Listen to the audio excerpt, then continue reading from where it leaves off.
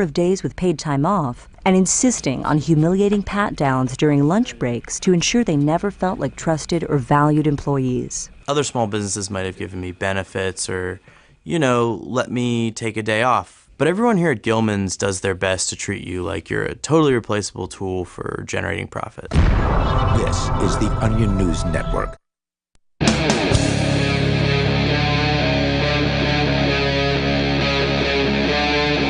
Free Talk Live. It is Free Talk Live. Welcome to the program here. The number, should you wish to join us, is 603-283-6160 on this pre-Porkfest edition. I mean, the Porcupine Freedom Festival has begun, but the Free Talk Live broadcasts from the Porcupine Freedom Festival will begin tomorrow. What happened today is Aria and Mark Edge have headed up to the campground at Rogers Campground, where the Porcupine Freedom Festival has been happening for more than a decade in a row. The event itself, I believe, is coming up on either year 20 or year 19. I'll have to double check on that, but it's been going on for a while. But they started at Rogers Campground in like 2003, and it looks like it's 19 this year. And then they went to a different campground after a few years, went back to Rogers Campground, I believe, starting in 2009. So that's where everybody is. I'm sure the numbers are starting a little light, as they usually do, but it's a 3,000-person event this year that is completely sold They're going to out. run out of room for the big group photo. That would be a good problem to have. But absolutely. Of course, not everybody shows up to the group photo just because that's, you can't herd cats, as they say. With you tonight, by the way, it's Ian. Nobody. And Conan. The Porcupine Freedom Festival is completely sold out. Somebody was asking online today, are there day passes available? No, there are not day passes. Can you sneak in?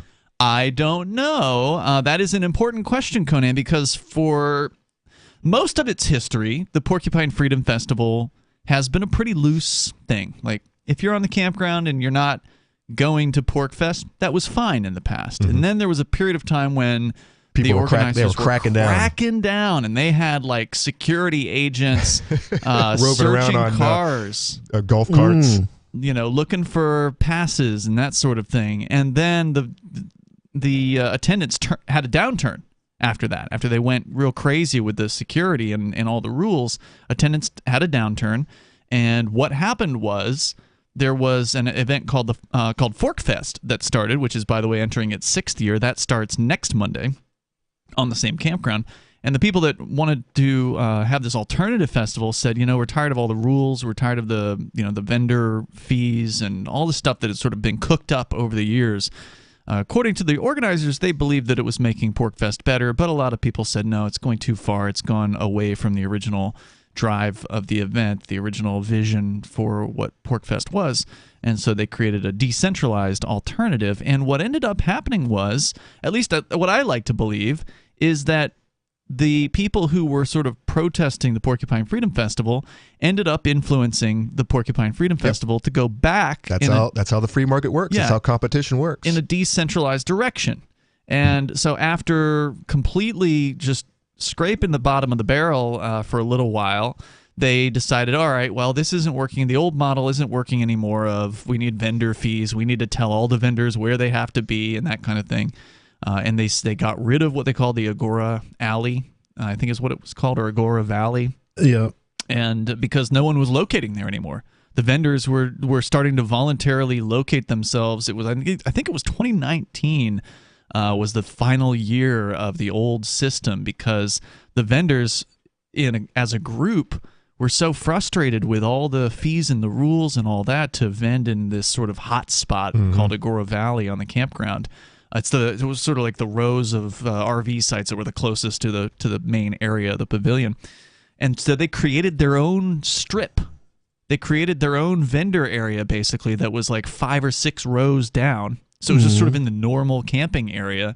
And they called it Where It's At. And they got bandit signs, and they put them up all around the campground, letting people know of like, hey, we're still here. If you like the pizza place or the barbecue place or whatever, we're still here. We're just down on row number 5 or whatever it was. Yeah, that was actually the year that I looked into actually going down there and just vending.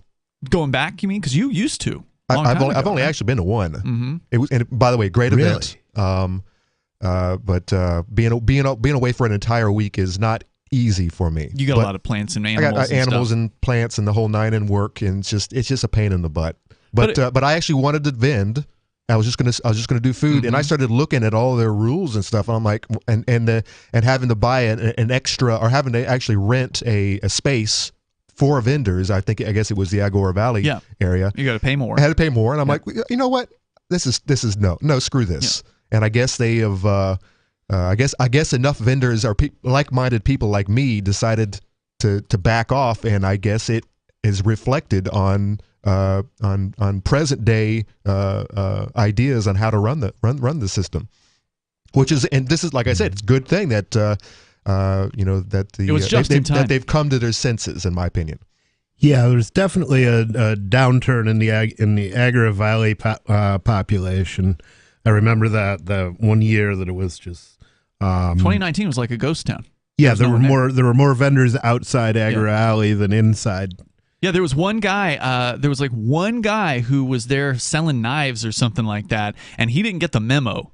He's just kind of like from the outside. He didn't, he didn't know. He's not connected with the community of activists here in New Hampshire, so he didn't know what was happening about this sort of exodus.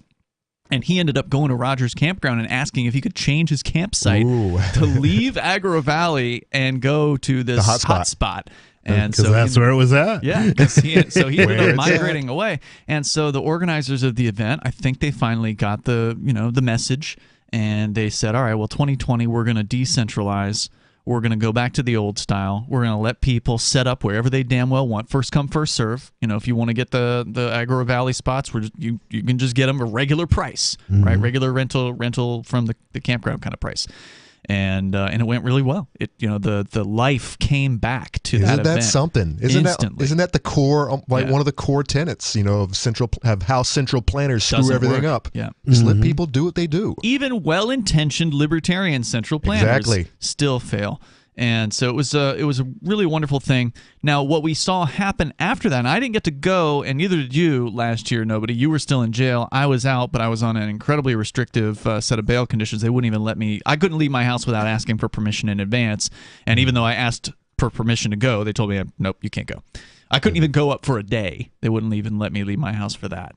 Wow. And so you and I didn't get to experience 2021, but we do know that it was sold out for the very first time ever. So they started a good thing in 2020 by decentralizing the event, and then in 2021, for the first time in its, at that time, 18-year history, the event sold out. The park itself was sold out. Every campsite was sold out. The tickets were sold out. And so it was an incredible success. And they did something a little different in 2021 as opposed to 2020. 2020 was like total decentralization. 2021, they brought in these hubs, this sort of hub concept where anybody can start what they call a hub and sort of register it with the Porcupine Freedom Festival and set their own schedule. If you wanted to have, Conan, if you wanted to have the farmer hub or something like that, or, grow your own food. They probably have that. I don't know. Like I said, I didn't go. And you could set that up, and then it would appear on like the official schedule. So there's still that little aspect of the centralization of there's still a website, porkfest.com. It still has, a schedule on it, but it's a more decentralized way of kind of setting a schedule. So instead of it just being what's happening on the main stage, now there's, if you look at the schedule, it's overwhelming. It's you couldn't possibly go to all the things that are going on. So it seems like it's been a real positive move for the event, especially now that they've sold out 2 years in a row. So again, this year it's sold out. And they even increased the number of tickets this year. So even though last year was sold out, it was sold out at 2,500 tickets. This year they increased it to 3,000 tickets, which is really the maximum number of people that the park can handle. And even that is being generous because you got to bring in bathrooms from the outside. If you want to put that many people in Rogers Campground, you can't rely on the existing. You got to swamp the system. Yeah, literally swamp the system. And it's happened before. Yes, it has. It happened when I was there. Showers were down for days because they just got stopped up, ran out of water, and/or stopped up. I can't remember which way. I think both of those things have happened actually. So it's been an interesting history watching the event develop over the years. I unfortunately cannot go again due to my curfew this year, although I will be able to go up for a day. but I got to go up, come back the same day, and be back by 11 o'clock at night. It's 6 hours round trip. Suck. Yeah, that's annoying. But you know what? I'd rather go up one day than 0 days, and it'll be really cool to see the. Well, make sure you let the people know which day you're going up there, so you can. Yeah, it's gonna be Friday. I'm gonna speak actually at 1 o'clock on the main stage. We got more coming up here. If you're on the campground, you want to give us a report from day one, feel free to join us. Yep. It's Free Talk Live. Are you tired of governments murdering people around the world? Stop using their money. There is an alternative. Bitcoin is a stateless, free market, non-political currency. Bitcoin cannot be inflated or controlled by any government. By using their money, you're helping the state. Stop doing it. You have an incredible alternative available now. Learn it, use it, spread it. Get started with Bitcoin at Bitcoin.com. That's Bitcoin.com. What if you want to hear the latest episode of Free Talk Live, but all you have is your phone, you forgot to download our archive, and you have no data connection? You can call our Listen line at 641-793-0191. That's a long-distance number, so you may incur charges. If not, listen as long as you want. 641-793-0191. The Free Talk Live Listen line, 641-793-0191. Do you feel like your nation, state, or community no longer holds your values? Have you dreamt of a place where people agree that liberty is important and are free to pursue their projects so long as they respect the property of others? There are many people just like you that are discovering freeprivatecities.com. Their social media links are at the upper right of the page at freeprivatecities.com. All skill levels will be needed when the first of the Free Private Cities opens. It's sooner than you think. Stop arguing and build. freeprivatecities.com. There are basically two types of advertising, direct response and branding. Radio's great for direct response with its low cost to listener ratio, but audio can't be beat for branding, which is a longer term endeavor. You want to be the first thing that someone thinks of when they think about your product or service. If you have a local business that you want kept top of mind in your community, call the station. If you need national reach, Free Talk Live's got around 200 radio stations, millions of monthly listening sessions, can suit all budgets, and if we don't think we're right for you, we'll tell you. Email me, mark@freetalklive.com. On Free Talk Live, we're bringing people to the ideas of liberty every day. From wrestling superstars like Glenn Jacobs. You guys really are having an impact, I believe. Like I said, a lot of where I am now is due to listening to Free Talk Live. You changed my mind on some very important issues years ago. To random people tuning in on the radio. I was kind of stuck in the left-right paradigm. I heard your show by chance on a Saturday night. From there, I went on, joined the Free State Project, and become an amplifier. So, I mean, that's really the reason why I amp is because I know that if it wasn't for you guys being on as many stations as you are, I never would have found the ideas of liberty. You can help more people hear the message of liberty by joining Free Talk Live's AMPS program on Patreon for as little as $5 a month. And you'll get access to special perks. Visit amps.freetalklive.com, amps.freetalklive.com. Tired of cancel culture? Sick of mega tech corporations holding an axe over your head? Join the LRN.FM Matrix chat server. It's self-hosted, so no one else can tell us what to do or say. Don't like the existing channels? You can make your own. You can even connect into some of our channels from other Matrix servers. It's federated. For the full LRN.FM Matrix experience, though, you should join our server via the step-by-step instructions at chat.lrn.fm. chat.lrn.fm. Looking for a great real estate investment? Consider New Hampshire, which is ground zero for the Liberty Movement. Your first call should be to Mark Worden from Porcupine Real Estate. He's more than just a real estate agent. He's your New Hampshire concierge. Where are the best places to live? Do you want farm, city, the burbs, or forest? Do you want a duplex or multifamily building so that renters pay your mortgage? There are homes in all price ranges in New Hampshire, and Mark can help with financing too. Invest in liberty and property. Mark Worden can help. PorcupineRealEstate.com. You can help spread the ideas of liberty with our Patreon for just $5 per month at amps.freetalklive.com.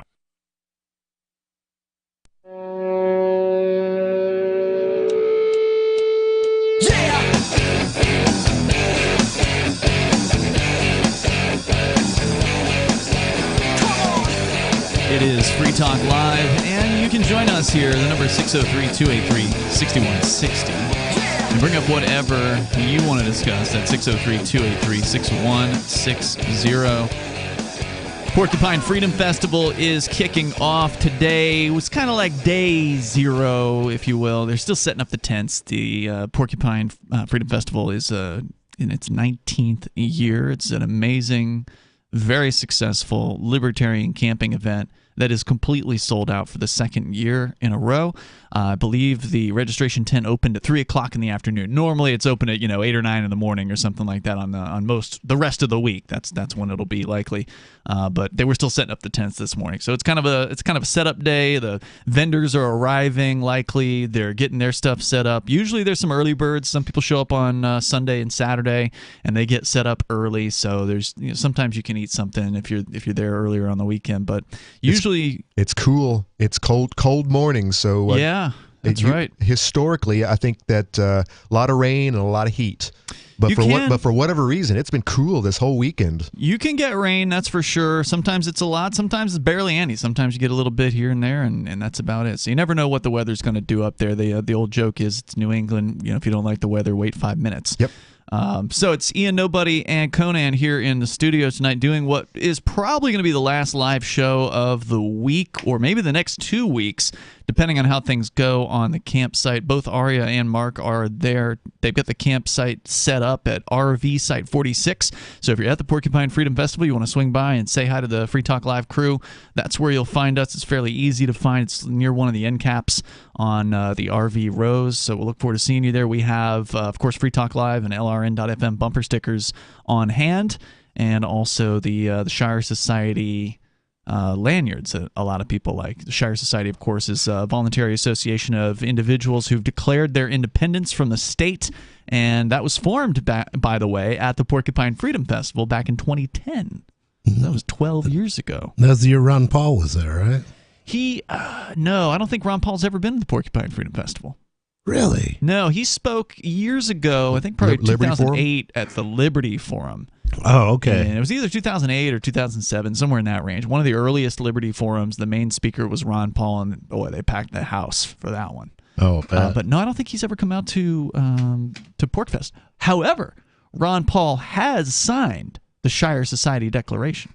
Yeah, that's why I thought he was there the year that it started. He actually is kind of resurfaced. I guess he was at the last Libertarian Party convention, which he hasn't been to in a while. Right. Well, he was actually there as a guest of the Mises Caucus, as I understand. Right. So he wasn't on the official agenda for the convention, but Mises Caucus rented their own room, I guess, and packed it, of course, for Ron Paul, which was awesome. Yeah, it's nice to see him still around. He's amazing. We actually had the pleasure of interviewing him, 2 weeks ago, Conan, something like that, a couple weeks. Oh, yeah, here on week Free ago, Talk like 2 Live. weeks ago.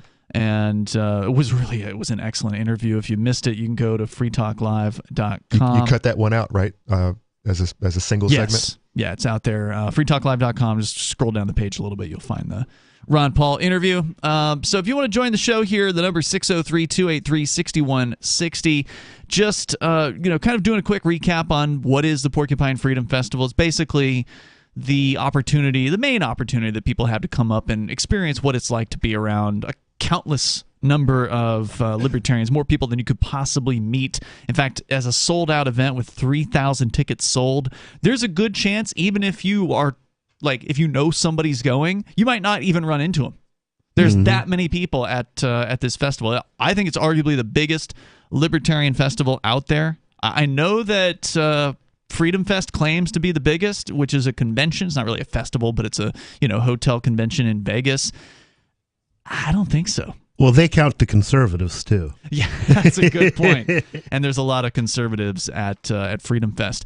Something else that's going on at the Porcupine Freedom Festival is there's the vendors. That's really part of the fun of going up there is, number one, the best thing about PorcFest is meeting the people. It's meeting the community of like-minded, liberty-oriented people, many of whom have already moved to New Hampshire. Others are planning a move. Others are considering a move to New Hampshire. Meeting those folks and finding out who your future neighbors are going to be. And then there's the vendors. A lot of those people have talents. They're good cooks, or they're good at crafting things, or whatever it is that they do, and they bring their wares and they bring their talents to the event. And it's sort of like this little free market that springs up where wherever you happen to get your campsite or your RV site, you just hang out your shingle, pop a tent up, and start selling whatever it is you have to sell, and not asking for permission. That's really the key aspect of this. That was one of the things that really, as I became a free market capitalist, I always asked myself, will it work?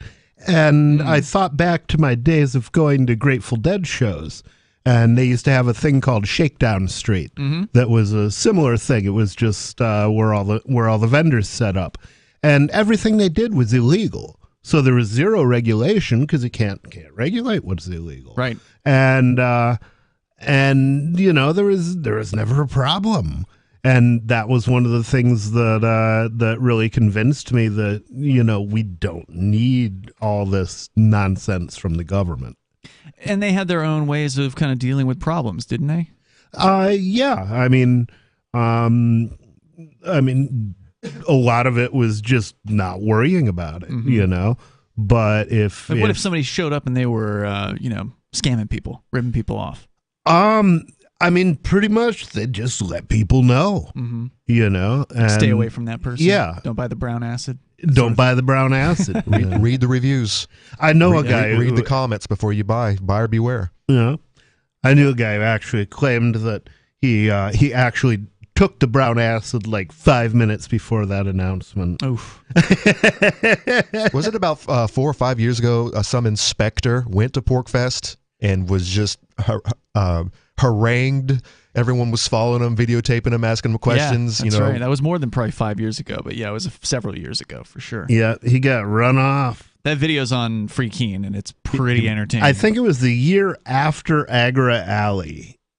Maybe. It was 2 inspectors, if I recall correctly. I remember I was sitting up in what they called the TV room at the time, and I just happened to be looking out and saw this state car roll up, because they love their gang insignia. Yeah. They put their gang insignia on the side of the car with their tinted windows. I don't even think it was tinted. These are the tax boys, so it wasn't the. And what were they looking for? They're looking for licenses. Looking for revenue. They want so in New Hampshire, even though there's no sales tax, there is what they call a rooms and meals tax. Right. And so any prepared food. So you go to the grocery store, you can buy grocery store food, no problem. But if the grocery store prepares the food, meaning if it's heated up or whatever, then they get to charge you the tax. Right. And so they wanted to go booth to booth at PorkFest to every single food vendor and see if they were collecting tax. Wow. They didn't make it past the first booth before we ran them out of the park. I wonder what they were even thinking.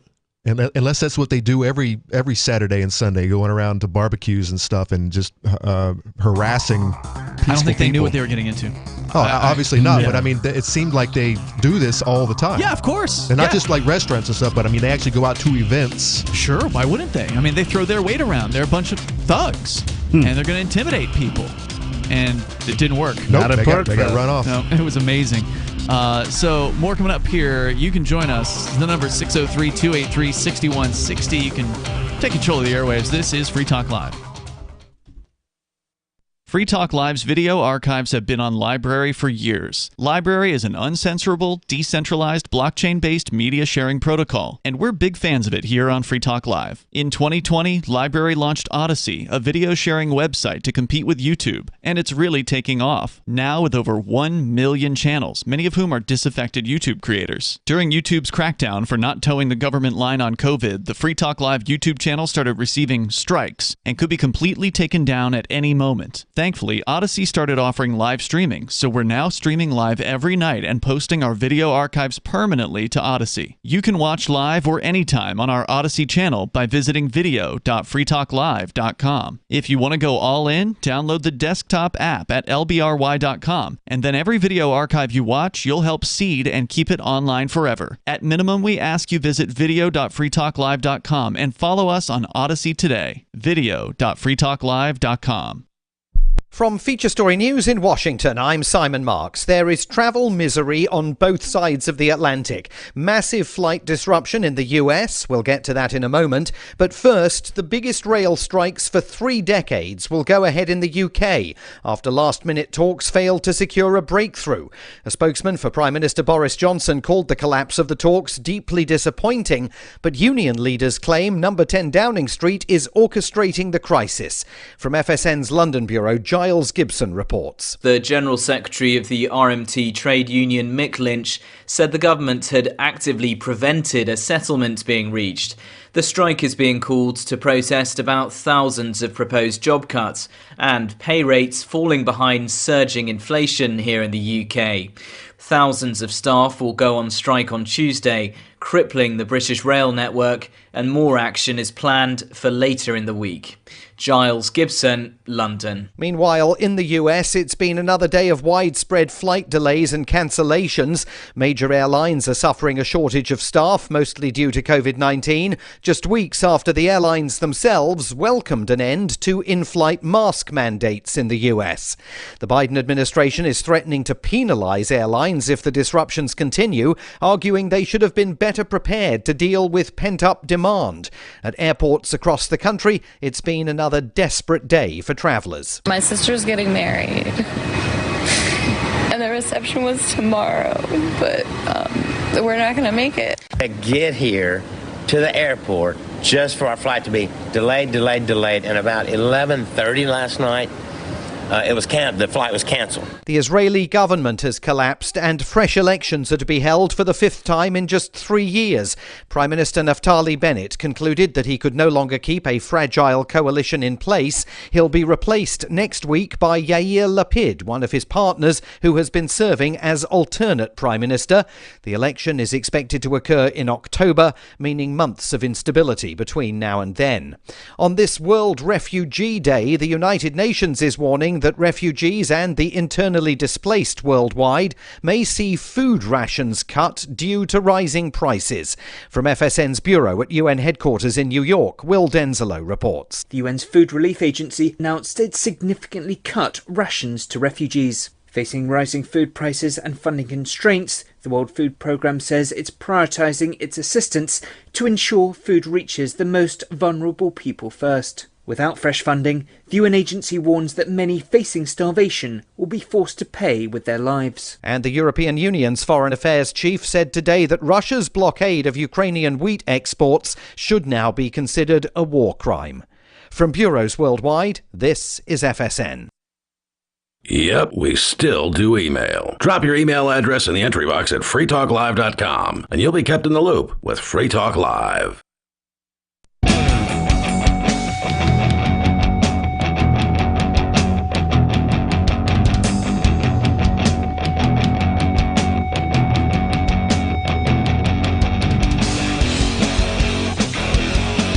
This is Free Talk Live, and the phones are open if you want to join us at 603-283-6160. Coming up, I do want to get into Conan's main topic tonight, which is World War III. More saber rattling. Yep, they're talking about it. The words World War III have been uttered again by somebody who was already the Russian government in their propaganda ministry. They were talking about World War III within the last month.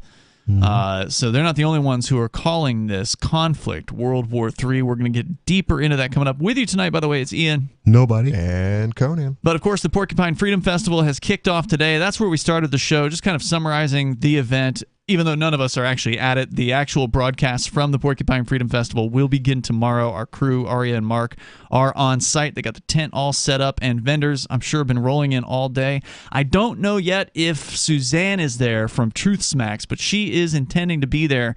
Truth Smacks, of course, is an amazing trail mix brand that is loaded up not only with real food as nature intended, raw, unadulterated ingredients, but also truth quotes. That's one of the most important aspects because the trail mix is fantastic. But the bag design includes a bunch of really cool, freedom-oriented quotes on there that you can basically use these bags. They're 2 sizes, 3.5 ounce and 10 ounce, as an outreach tool. You can share the ideas of freedom and liberty with anybody that's hungry and appreciates a good trail mix. Suzanne is the lady behind it. She's a former English teacher, longtime truth seeker.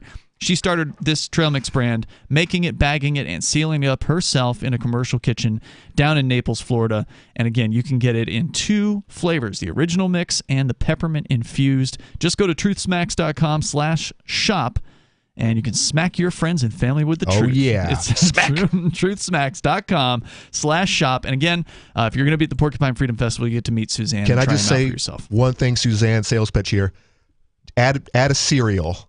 Because that just sounds like what Truth Smacks should be. Oh, I see what you're saying. Yeah. With the same quotes and all. Your kids could be reading Orwell or, at the kitchen table. Well, who knows where this is going to go? This is her dream business. She started her own business. I don't know, quit her job or whatever, and went into doing this. And if it takes off, then maybe she can expand it. That's not a bad idea.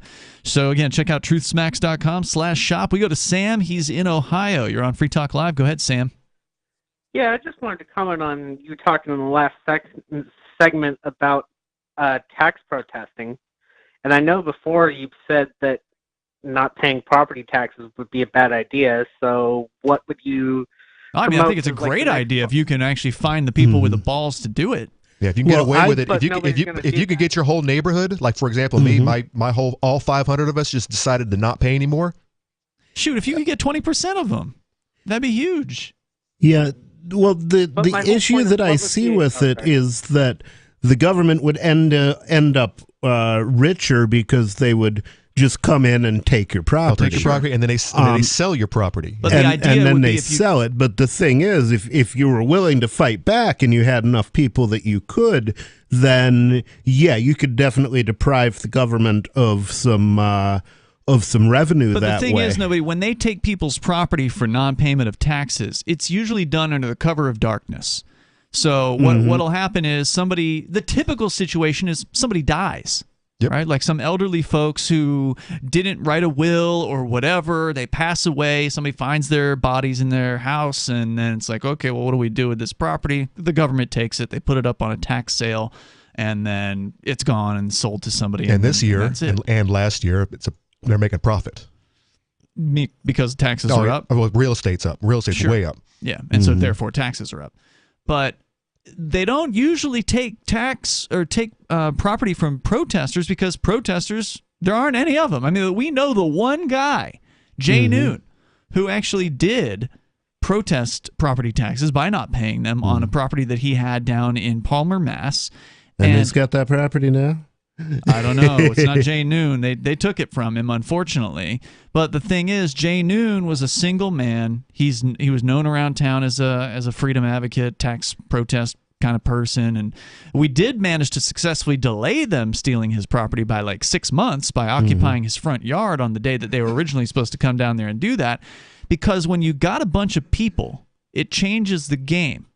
And you don't have to go to violence. You can do it completely peacefully. And one thing they definitely don't want to be seen doing is throwing a dozen families out into the street from their homes. They don't want that kind of negative publicity. It's one thing to go after Jay Noon at 6 in the morning when there's no one around. It's another thing entirely to have a whole group of people come together and say, you know what, we're not going to pay these property taxes. And then what are they going to do? But my whole point was, like, what other types of protesting could you do since clearly property tax protesting isn't going to work right now? Well, I mean, I haven't filed income taxes since 1999, but once actually I did. We brought up the example at PorcFest a few years back where they weren't charging the customers the meals tax. So I mean, if you're a vendor and you're able to get away with, you can undercut your competitors by not charging them that sales tax and just not sending that check every year to the state. I think that would be harder to do than a homeowner. Because if you're a physical location, if you're 24/7, exactly. If you're a business, keep trying to keep the lights on, and they know where you're located at. But if you're doing something like Truth Smacks or something, you're selling all your product online. I sell books online. I don't sell any type of sales tax. Now Amazon does. Do they collect for the states that have tax? Amazon charges the customer, and they take the money. I don't see any of that. It's totally out of my department. But so that's a way to do it. Be an agorist vendor where you're not in a physical location, and that's really easy to do these days. You know, selling online, selling all over the world. Actually, if you can do that. So but the biggest thing from my point of view is be around other people who are doing something. Safety in numbers. And yes. That's why I'm in New Hampshire.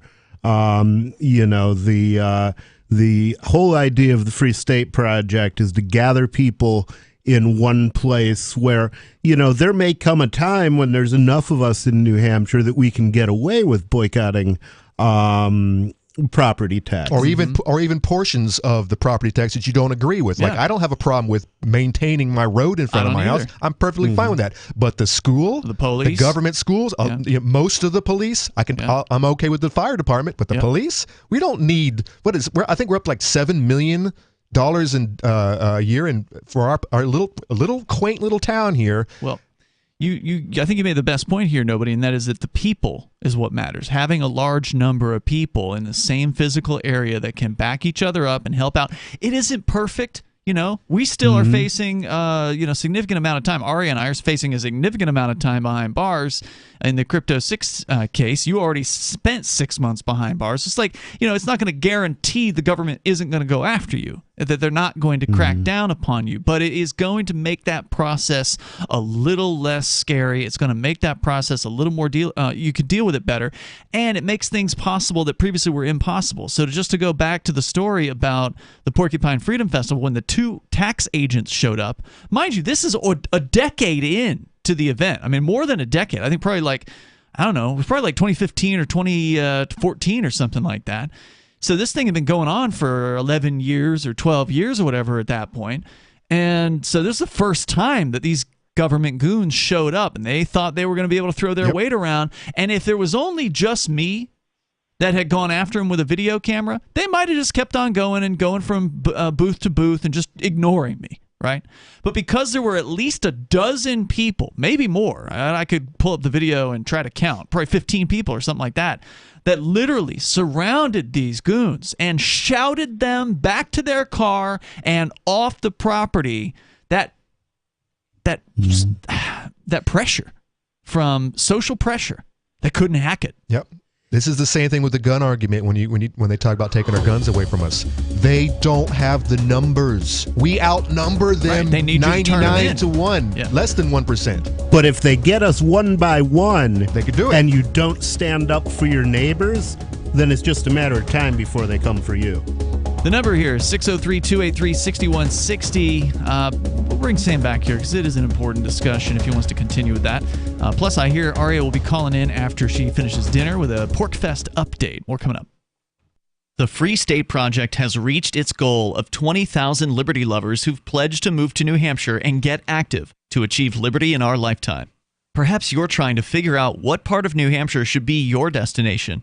If so, consider Keene. You'll find more than 150 reasons to move to Keene at move.freekeene.com. Keene is famous for its historic, publicity-generating activism, as well as being the liberty media capital of the world. It's home to freekeene.com, New Hampshire's destination for liberty activism, news, and opinion. For years, we've been compiling over 150 reasons to move to Keene at move.freekeene.com, where you'll learn about some of what's happening here and what makes Keene a great place to live. If you love liberty, you'll probably enjoy anywhere you end up in the Shire. But do your due diligence first. Please visit move.freekeene.com for the full list of over 150 reasons to move to Keene. That's move.freekeene.com. So you've signed the Shire Society Declaration and are planning your move to New Hampshire to be around more liberty-oriented people. Next, sign up for the Shire Society Forum at forum.shiresociety.com. There are a bunch of people there who are already in the Shire, and they want to meet you. If you're already in the Shire physically, you should also come by the forums. Remember, not everyone uses Facebook. New people are signing up for the Shire Society Forum every month, so drop in and say hello at forum.shiresociety.com. If you want to know the latest about Free Talk Live before we go on the air, all you need to decide is how you want it delivered. It's your choice. Visit news.freetalklive.com to receive our usually weekly news updates by email. Plus, we have a Twitter account at twitter.freetalklive.com, and you can follow us on the decentralized Mastodon platform at toot.freetalklive.com. So please follow us at toot.freetalklive.com and sign up for our emails at news.freetalklive.com. This is Michael Dean from the Freedom Fiends. I've run websites since 1996 and have used over a dozen web hosts in that time. AgristHosting.com is the only one that hasn't broken my heart. Agrist Hosting's uptime and service is stellar, and their DDoS mitigation is the best I've seen. That's important because if you tell the truth in this world, you'll ruffle feathers. And some people will try dirty tricks to silence your voice. No matter what the haters hit us with, Agrist Hosting keeps our websites online.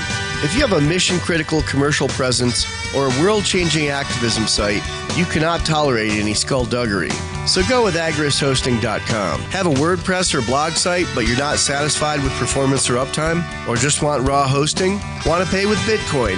Agrist Hosting specializes in high-performance hosting with personalized service. Go to agristhosting.com and click on the button that says Get Hosted. That's agristhosting.com. There are lots of ways to listen to Free Talk Live. Our podcast has been around since podcasts began, and now the FTL feed is loaded with content besides our full show archives. Did you know that we make it easy for you to customize your podcast subscriptions? We have different feeds, one that includes only our full shows, one with just the Daily Digest, and our main feed that includes everything. You decide what you listen to. It's quick and easy to customize your feeds at feeds.freetalklive.com. That's feeds.freetalklive.com.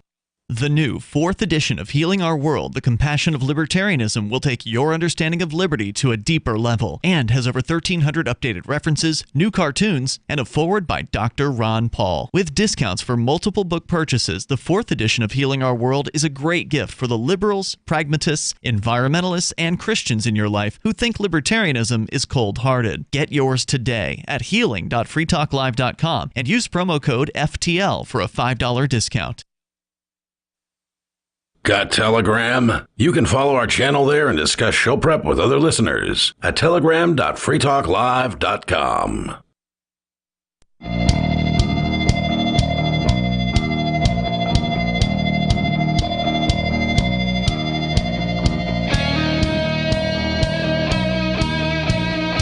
It is Free Talk Live, and you're invited if you want to join the show. The number is 603-283-6160. That's 603-283-6160 as the Porcupine Freedom Festival kicks off officially today. It was the first day of the 19th Porcupine Freedom Festival sold-out event. If you were thinking you were just going to roll on up to the campground and get a day pass, sorry, there are no day passes this year.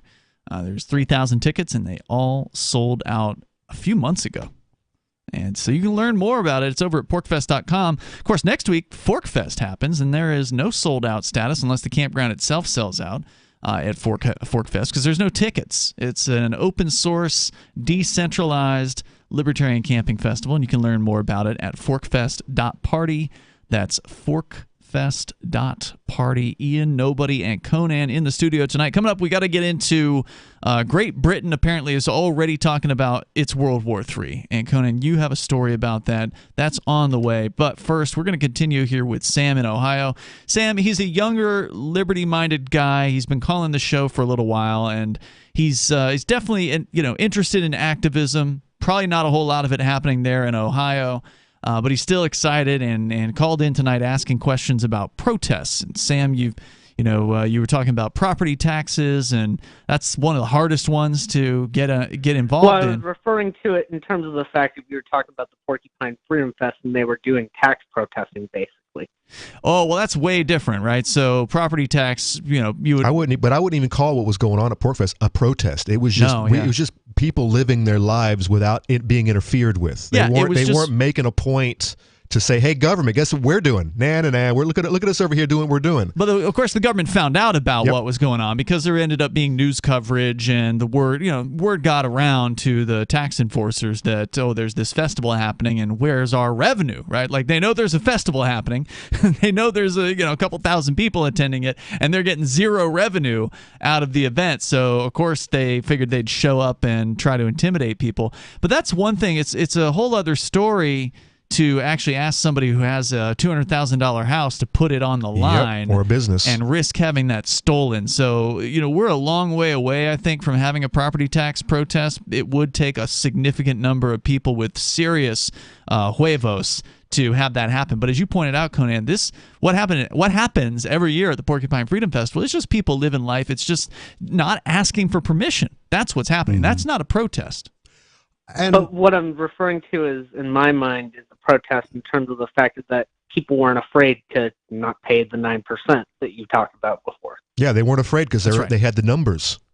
Correct. And that is empowering. Another cool thing that happened at the Porcupine Freedom Festival, which again wasn't a protest, it's just people living free. I think one of the most memorable things for a lot of people over the years at PorcFest is seeing children walking around selling alcohol at the Porcupine Freedom Festival. What? Wait, wasn't the serious? Yeah, but weren't the campgrounds cracking down on that? Like just asking people please don't do this. But the reason that happened was because the government goons came to the campground and said, hey, if you don't do something about this, we're going to pull your beer permit. Then again, that's where they get you. They'll attack the one person. Right. And they go against it's centralization, right? They know, we've got somebody that's got our permission slip, so we can focus on them and put pressure on them and get them to be our agents without paying them. Yep. And they look for things that can't move. Like real estate. And it's the same thing with all the bars and restaurants. It's the same thing with the bars and restaurants here in Keene, where all they got to do is say, "Hey, look, we're taking your license from you, alcohol license, and then what are you going to sell now? Cocktails? I mean, alcohol is cocktails." Yeah. Now, if you were running a underground business and your customers didn't care if you had a license or not, that would be another matter. But again, you've got to have a community for that. You've got to have Can't do that alone. People to keep it going. Yeah, and that's what we have here in New Hampshire that, sorry to say, no one else has anywhere else. I wish Mark the best with his projects that he's working on out in Central America or whatever, but we got a 20-year head start on all of the other competition. The Free State Project, there's nothing else like it. There have been imitators, but none of them have ever come close. Most of them have completely failed and flopped and imploded.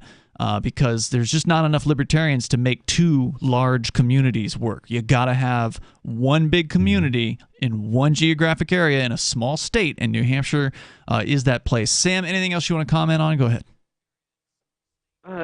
Just the last example you gave, I would have never imagined that happening, ever. That's what happens in freedom. People can make decisions for themselves. If a set of parents decides that their son or daughter is responsible enough to walk around a campground and sell some bottles of alcohol and keep the money safe and do all that, and they want to do it as a learning experience, then they did. And from what I understand, it might still happen. I just like I said, I haven't been there in the last year. I've heard rumors that those sorts of things still do go on the campground. Thank you for the call tonight. I appreciate it. Yeah, and that's just a fraction of what you'll see going on that on those campgrounds. I remember, was it 2020? I think it was 2020. They had a Ross Ulbricht fundraiser that happened at the Porcupine Freedom Festival. Ross Ulbricht, of course, the founder of the Silk Road. He's in prison for 2 life sentences plus 40 years for making a website. And they had an auction where they had a bunch of donated items, and they were doing an auction on the stage. Well, outside of the auction, at the tents that were right out, not tents, but covered areas that were right outside, a couple picnic tables under canopy tents, there were literally 2 guys selling cannabis and mushrooms in an open air drug market. Like I had never seen at the Porcupine Freedom Festival. I mean, there's always somebody who's willing to sell you some weed if if you know the right people or whatever. But this guy didn't care. These people didn't care. They just had it right out there. They had edibles. They had flowers. It was just right there. right there in front of this well-attended. This, wasn't off in some corner of the park or whatever. It was in front of the main stage in the pavilion, going on for hours, and no one arrested these guys. Yeah, Which you'll see that at some of the hippie festivals as well. Yeah, where people would just be pretty open, and again, there's a lot of people at the hippie fest, like a rainbow festival or something like that. Rainbow festivals or the various music festivals like Wormtown, the Harry Brown Harvest Festival, that kind of thing. See, the thing is, there's undercover agents at these events. The feds would not be doing their job, right, if they didn't send undercover agents. So they must have known. Technically, nothing in the Constitution gives them authority to regulate your body chemistry or what you. That doesn't mean they won't try. No. And here's the thing, too. Are they even going to attempt to go after anybody at these events the day of? Or are they just going to no? It's going to film it right in their little record book, their little black book, what went down, and then wait till you go home and put your feet up, and then that's when they send the goons in. Yeah, if they were going to do it, that's how they would do it. They don't have the guts. They get you later. Right. They don't have the guts to do it in front of anybody. But the thing is, I think we would have heard if those guys got arrested later on. I think we would have caught wind of, hey, 3 weeks later they show up at John's front porch in Texas or wherever and arrested him. Because I don't know if even all of those guys were from New Hampshire. I have no idea where. I don't remember who they are. Well, I wouldn't have bought anything from them just because of that, unless someone could vouch for them. I mean, this is your whole, buyer beware. Well, they almost never go after the buyers. In terms of legal consequences, it's really the seller who needs to beware. Yeah, that's true.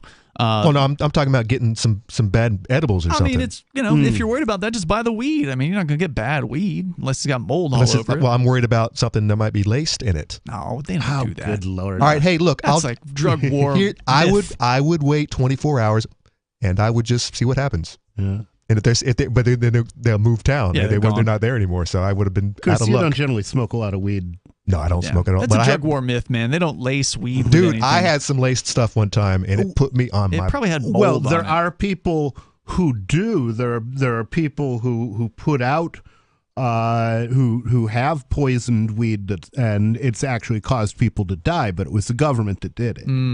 I'm talking about drug dealers putting in more stuff, PCP or cocaine or whatever, and it's like, no, you're not gonna. They're not gonna do that and then charge you the same amount as a normal bag of weed. It's like Halloween participants handing out LSD to the kids. It's like, it doesn't happen. Well, come on, man. Yeah, no way in hell. I'm no kid's relieving my stash to some stupid kids. Yeah, and then also no kid's gonna put an ecstasy tab in his mouth and think it's candy. I mean, that stuff doesn't taste sweet at all. That's nasty. You do not want to put that in your mouth, and hold it there or chew it. Ugh. That's not delicious. No. And that's like, what, $20 a pill on the retail not market? Happening. No, not happening. The economics are not there for that. The number is 603-283-6160. That's 603-283-6160. If you're on the site over at the Porcupine Freedom Festival, feel free to weigh in on what has happened on day number 1. On the way, the World War III story that Conan wants to share, and your calls and thoughts are welcome. This is Free Talk Live. Brute force, intransigent defiance, adamantine will. These are the hallmarks of the AI tank. These gigantic machines have the firepower of an army, but they also have their own sense of honor and duty. When the world breakers arrive, battle will be joined, planets will shake, and war and peace will never be the same again. World Breakers. Stories from David Weber, Larry Correia, and more. Available August 3rd from BaneBooks.com. My name is Jacob Hornberger. I'm president of the Future of Freedom Foundation, which Congressman Ron Paul awarded for having an outstanding freedom website. Write us at fff@fff.org, and we'll send you a free 3-month subscription to our monthly journal of libertarian essays and our booklet, Economic Liberty in the Constitution, which George Mason University economics professor Walter Williams praised in a recent column. That's fff@fff.org. I'm crazy about My Magic Mud. This is the most important oral care product created this millennium, and I'm not kidding. We all have different opinions on politics and issues, but we all have mouths. And I want yours to be as clean as possible, with teeth as bright as they were meant to be. I will never be without My Magic Mud. It's a little surprising, but man, does it work. If you only listen to one thing I say ever, go to mymagicmud.com and get 20% off with code FTL. mymagicmud.com, code FTL. What if you want to hear the latest episode of Free Talk Live, but all you have is your phone, you forgot to download our archive, and you have no data connection? You can call our Listen line at 641-793-0191. That's a long-distance number, so you may incur charges. If not, listen as long as you want. 641-793-0191. The Free Talk Live Listen line, 641-793-0191. You're listening to the live edition of Free Talk Live. Hour number 2 is next, after the news, here on the Liberty Radio Network at LRN.FM. Israel is heading to the polls for the 5th time in under 4 years, after the coalition government broke down and moved to dissolve parliament. An election could come as early as October. Current Prime Minister Naftali Bennett is stepping aside, likely next week, in a previously arranged agreement allowing Yair Lapid to take charge. The United Nations warns that refugees around the world may see food rations cut due to rising prices. Marking World Refugee Day, the UN now estimates that 100 million people have been forced to flee their homes. As FSN's William Denslow reports from New York. In a statement, the UN's High Commissioner for Refugees, Filippo Grandi, said that World Refugee Day is meant to be a celebration of human spirit and fortitude. But faced with the war in Ukraine and continuing emergencies such as in Afghanistan, Myanmar and Ethiopia, Grandi says that forced displacement is outpacing solutions. The UN's Food Relief Agency has also announced it significantly cut rations to refugees. Facing rising food prices and funding constraints, the World Food Programme says it's prioritising its assistance to ensure food reaches the most vulnerable people first. Without fresh funding, the UN agency warns that many facing starvation will be forced to pay with their lives. William Denslow, New York. Yellowstone National Park in the US is to partially reopen this week after record-breaking flooding. Roads, buildings and bridges were washed away after heavy rains in the past weeks. FSN's Sarah Walton reports. Gates to the oldest park in the United States will reopen on Wednesday. Last week, 100,000 people were evacuated from the area as heavy rains caused historic levels of flooding. Large portions of the park, which covers areas of Montana, Wyoming and Idaho, will remain closed and visitor numbers will be limited. The park usually welcomes 4 million people a year, with July their busiest month. In the UK, the biggest rail strike in 3 decades will go ahead after last-minute talks failed to secure a breakthrough. Number 10 Downing Street says it's deeply disappointing. FSN's Giles Gibson reports from London. As he emerged from these last-ditch talks, the General Secretary of the RMT trade union, Mick Lynch, said the government had actively prevented a settlement being reached. The strike is being called to protest about thousands of proposed job cuts and pay rates falling behind surging inflation here in the UK. Prime Minister Boris Johnson's spokesperson called the industrial action self-defeating and disruptive. Thousands of staff will go on strike on Tuesday, crippling the British rail network, and more action is planned for later in the week. Giles Gibson, London. From Bureaus Worldwide, this is FSN. With FSN Spotlight, I'm Simon Marks. Today, some reaction to the British government's decision to authorise the extradition of WikiLeaks founder Julian Assange to the United States. He's wanted there on 18 counts of espionage. He could face a jail sentence of 175 years if he's convicted of charges that relate to his mass distribution of secret US government documents. Alan Rusbridger was editor of The Guardian newspaper in the UK, one of several publications that published some of Assange's trove of secrets. I don't think what he did was espionage. And I think it raises a fundamental issue of, here is an Australian citizen arrested in the UK for breaking US law. Now, suppose you had an American journalist who had revealed something about, I don't know, the Indian or Pakistani or Israeli nuclear programs and broke what they considered to be their official secrets. Are we now in a world in which anybody, any journalist or in the case of Assange, I suppose we call him a citizen journalist, is arrested and turned over to the country for breaking domestic secrecy laws? I think it doesn't take long to think about that before you think that becomes very problematic. Assange can still appeal the extradition, but his legal road is considerably narrowing. With FSN Spotlight, I'm Simon Marks. And the main news again. Israel is heading to the polls for the 5th time in under 4 years after the coalition government broke down and moved to dissolve parliament. The United Nations warns that refugees around the world may see food rations cut due to rising prices. Yellowstone National Park in the US is to partially reopen after record-breaking flooding. And in the UK, the biggest rail strike in 3 decades will go ahead after last-minute talks failed to secure a deal. That's Feature Story News. Nick Harper reporting.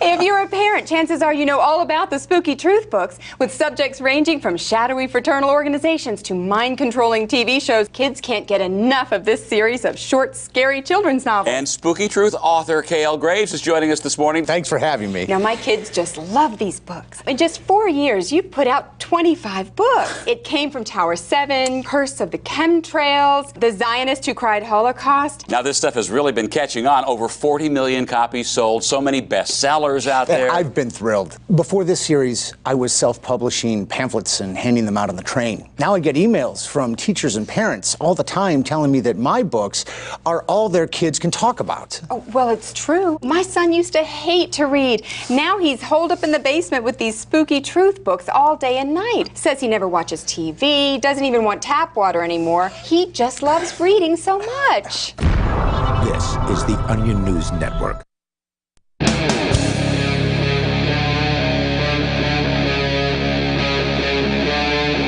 Free Talk Live. It's Free Talk Live. Kicking off the second hour of the show. You can bring up what you want here. On the way, World War III. Is it already in progress? We got a story that Conan wanted to share about that with you tonight. By the way, it's Ian. Nobody. And Conan. And we're going to go to your phone calls and thoughts, though, where you can take control of the airwaves. That's what we do here. Of course, it is the first day of the Porcupine Freedom Festival. Our crew is already on site at Rogers Campground in beautiful White Mountains of New Hampshire. They got the tent and the broadcast area set up. It's basically some equipment on a picnic table, but it works, and they're going to be recording the show there. So we used to do the show live from the Porcupine Freedom Festival, but it's been years since we did that because, tell you what, it just sucks to have your nights taken up when you're at the Porcupine Freedom Festival, and it's a lot easier to find guests in the middle of the day when people are all walking around the park and they're not too drunk or whatever, right, or too inebriated in whatever way. And so it's easier for us to just do a recorded show from there. And so that's what we're going to hear starting tomorrow, Tuesday through whenever it is that we're finished. It's a 2-week-long thing. There's the Porcupine Freedom Festival, and then there's Fork Fest that starts next Monday and goes for a week. So we're going to have our crew there on site, and they'll be reporting to you the goings-on, just a slice of it, right? Because there's 3,000 people expected to be there this week. And it usually, of course, it ramps up as you get closer to the end of the week. People get off work and families or whatever. They're coming up on Thursday, Friday, Saturday. So it's going to get busier and busier as the week goes on. We'll hear all about it from Mark and Aria and whatever other co-hosts happen to be around, and the various different guests that I'm sure they're going to drag on to talk to, maybe some guest speakers and things like that. So I don't know what to expect. I'm not there. Unfortunately, I can only go for 1 day this week because my bail conditions basically prohibit me from spending any significant time at the campground. But we go to your phone calls and thoughts. Dave Ridley is on the line, and he's from RidleyReport.com. Go ahead, Dave. Yeah, there's this saying that slavery is not enforced by slave owners, it's enforced by the slaves themselves. Sure.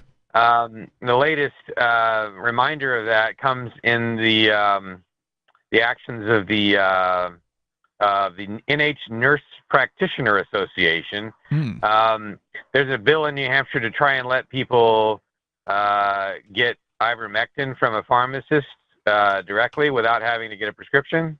Okay. It's a COVID, thought to be a possible COVID treatment, and the Nurse Practitioner Association is lobbying hard to try to make sure you can't make that choice for yourself, that you have to go to a doctor first. Wow. In the middle of your COVID and then expose whoever's in the clinic, and it takes time and money. Of course, they're going to get a piece. Of course, they're going to get a piece of that money. It's just their way of the latest thing to throw their customers or the patients under the bus in the name of they know the Nurse Practitioner Association knows what's best for you, even if you don't want to deal with the Nurse Practitioner Association. Yeah, and if you can't afford medical care, that's why. I mean, there was for a long time, and still I'm taking Adderall. So every month. For a long time, I don't have to do this with my current practitioner, but for a long time with I would have to go in every month and sit there for an hour with a shrink which cost me about $200. Just so he could write me the prescription for the same thing that I've needed the whole time. It's like a cartel. Absolutely, yeah. The whole prescription system is a total racket, and it's to line their pockets, and everyone's getting a piece of it. The pharmacy's getting a piece of it. The New Hampshire Nurses here Association is getting a piece of it. It's their jobs, and they know where all the money is, how it works. And it's not only that they make the extra sales, but if they're working as many hours as they want to work, and they have more customers coming than they can serve at that time. Well, how do they filter out the extra customers? They raise their prices, and they raise their prices, and they keep doing that until they have no more than the amount of customers that they want to pay for. Well, and of course, the state restricts the number of doctors, so the number of suppliers is restricted arbitrarily. And, of course, those doctors want that restriction there because they want to be able to keep raising their prices. Yep. Yeah, and that's a scandal that's been ignored. There were a couple of times when the American Medical Association said there's going to be a glut of doctors in the future, so they conned the government into cutting the number of doctors and cutting the number of medical school spots that were available and internship spots that were available, and they created a shortage of doctors by doing so. And once they created the shortage, they cashed in on it by raising their prices. Here's my opinion on this and how to target the problem, and that is buy overseas. Buy online, buy overseas, and just bypass these scoundrels, this racket, and hit them where it hurts. Is that legal? Yeah. No, of course it's not. Okay. No, but hit them where it hurts. Their bank, their pockets, their pocketbooks, and but I guess if this law passes, that it won't be an issue. But you're still going to be paying ivermectin at U.S. cost. Did this thing pass? Right. It didn't. Ridley, didn't this pass the state house? Did it get through the Senate? Do you know? I don't know where it stands. I don't think it's gone all the way through yet. I think they're arguing the governor should veto it, so maybe it's gone to the governor after going to the other. It's interesting too that the sources they quote that they're making a medical decision, that ivermectin is not good for you, and now maybe it's not, right? Like who knows? I don't know. Well, ivermectin is a very widely prescribed drug. It's used billions of doses. It's used as a prophylactic in a lot of African countries against antibacterial. Against things that carry especially for malaria and dengue. And a lot of people believe that's why COVID barely touched Africa, where you would think that Africa would have been a disaster area. And India. But and India and also Japan. because no, that's because the Japanese wear masks. Oh yeah, yeah. Well, I mean, the whole thing started in China. They liked masks too. That's true. But because of the pollution, not because of they're afraid of. They're walking through poop. They're not afraid of some stupid virus. They're Ridley, afraid. They want to be able to breathe. What else did you want to share tonight? Their source, for making these claims as to what we should and shouldn't be doing with our health are the U.S. Centers for Disease Control, FDA, World Health Organization. How reliable are those institutions? They're not. And the other thing they said that it was They're political institutions. Is what they are. Everything they said during COVID has turned out to be a lie. There's a nice little Freudian slip they made too here. They said, as well, we do not need a commission to study the use of ivermectin to treat COVID-19. Let's leave this to dedicated health research institutions who are capable of producing high-quality studies that have controlled populations. But nobody's going to do studies on ivermectin because the thing about ivermectin is pennies. It's pennies a dose because it's an old drug and it doesn't have patent protection. Mm-hmm. If you can't afford your medication, that's not because the medication is expensive. It's because the patent is expensive. Yeah, and it's the same thing with hydroxychloroquine. Exact same thing. They can't make money off of it, and that's why they're suppressing. They suppressed it since day one. Yeah, and the action of ivermectin against COVID is identical to what this big pharma thing does, which is it suppresses an enzyme that they use to cut up big proteins into little proteins to use them to build their bodies, basically. Yeah, but the ivermectin doesn't change your DNA, right? Well, I'm not saying the vaccine, but there's a big pharma treatment. Oh, the pill, the thing they came out with. Yeah, that's right. That's almost identical in its clinical action to ivermectin, but it's under patent, so it's going to cost you 10 thousands. times as much, yeah. Thanks, Ridley. Appreciate hearing from you tonight. This is Dave Ridley from RidleyReport.com. We got open phones here if you want to join us. The number 603-283-6160. Coming up, World War III. It's back. It's happening. Never went away. And Conant's got that story. You're welcome to share your thoughts on whatever's on your mind at 603-283-6160 as we kick off the first day of the Porcupine Freedom Festival, our last live show likely for several days in a row. It's Free Talk Live. Are you tired of governments murdering people around the world? Stop using their money. There is an alternative. Bitcoin is a stateless, free market, non-political currency. Bitcoin cannot be inflated or controlled by any government. By using their money, you are helping the state. Stop doing it. You have an incredible alternative available now. Learn it, use it, spread it. Get started with Bitcoin at Bitcoin.com. That's Bitcoin.com. Tired of cancel culture? Sick of mega tech corporations holding an axe over your head? Join the LRN.FM Matrix chat server. It's self-hosted, so no one else can tell us what to do or say. Don't like the existing channels? You can make your own. You can even connect into some of our channels from other Matrix servers. It's federated. For the full LRN.FM Matrix experience, though, you should join our server via the step-by-step instructions at chat.lrn.fm. Chat.lrn.fm. Do you feel like your nation, state, or community no longer holds your values?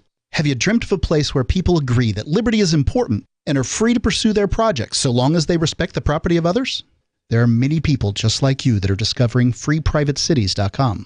Their social media links are at the upper right of the page at freeprivatecities.com. All skill levels will be needed when the first of the Free Private Cities opens. It's sooner than you think. Stop arguing and build. freeprivatecities.com. There are basically two types of advertising, direct response and branding. Radio's great for direct response with its low cost to listener ratio, but audio can't be beat for branding, which is a longer term endeavor. You want to be the first thing that someone thinks of when they think about your product or service. If you have a local business that you want kept top of mind in your community, call the station. If you need national reach, Free Talk Live's got around 200 radio stations, millions of monthly listening sessions, can suit all budgets, and if we don't think we're right for you, we'll tell you. Email me, mark@freetalklive.com. We have some good news. The indictments against Ross Ulbricht in the District of Maryland were dismissed with prejudice, meaning they can never be refiled. This is especially good because those indictments contain the only charge ever made that Ross engaged in murder for hire. This was a serious allegation that Ross Ulbricht denies. It was never prosecuted or ruled on by a jury, but was trumpeted by the federal government and the media as if it were proven fact. The Maryland court held these indictments for almost 5 years, poisoning Ross's case and leaving him under a cloud of unproven allegations.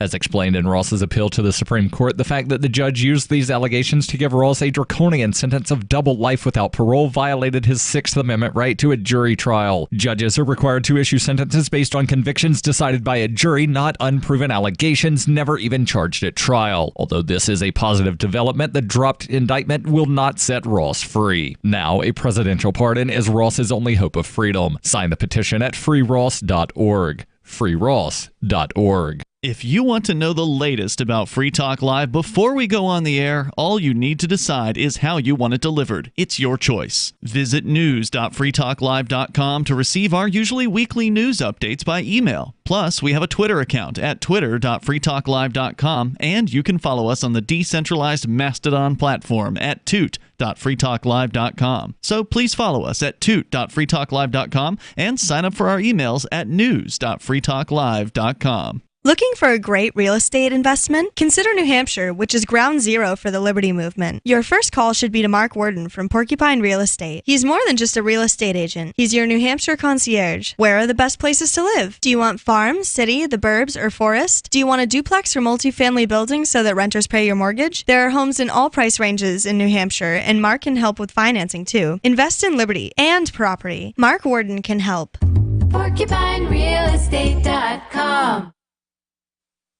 Our Matrix server is about as free as internet chat can be. Join the existing rooms or create your own at chat.freetalklive.com.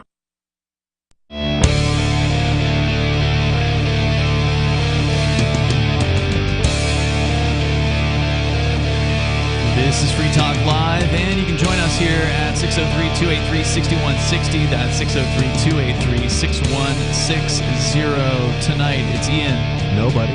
And Conan.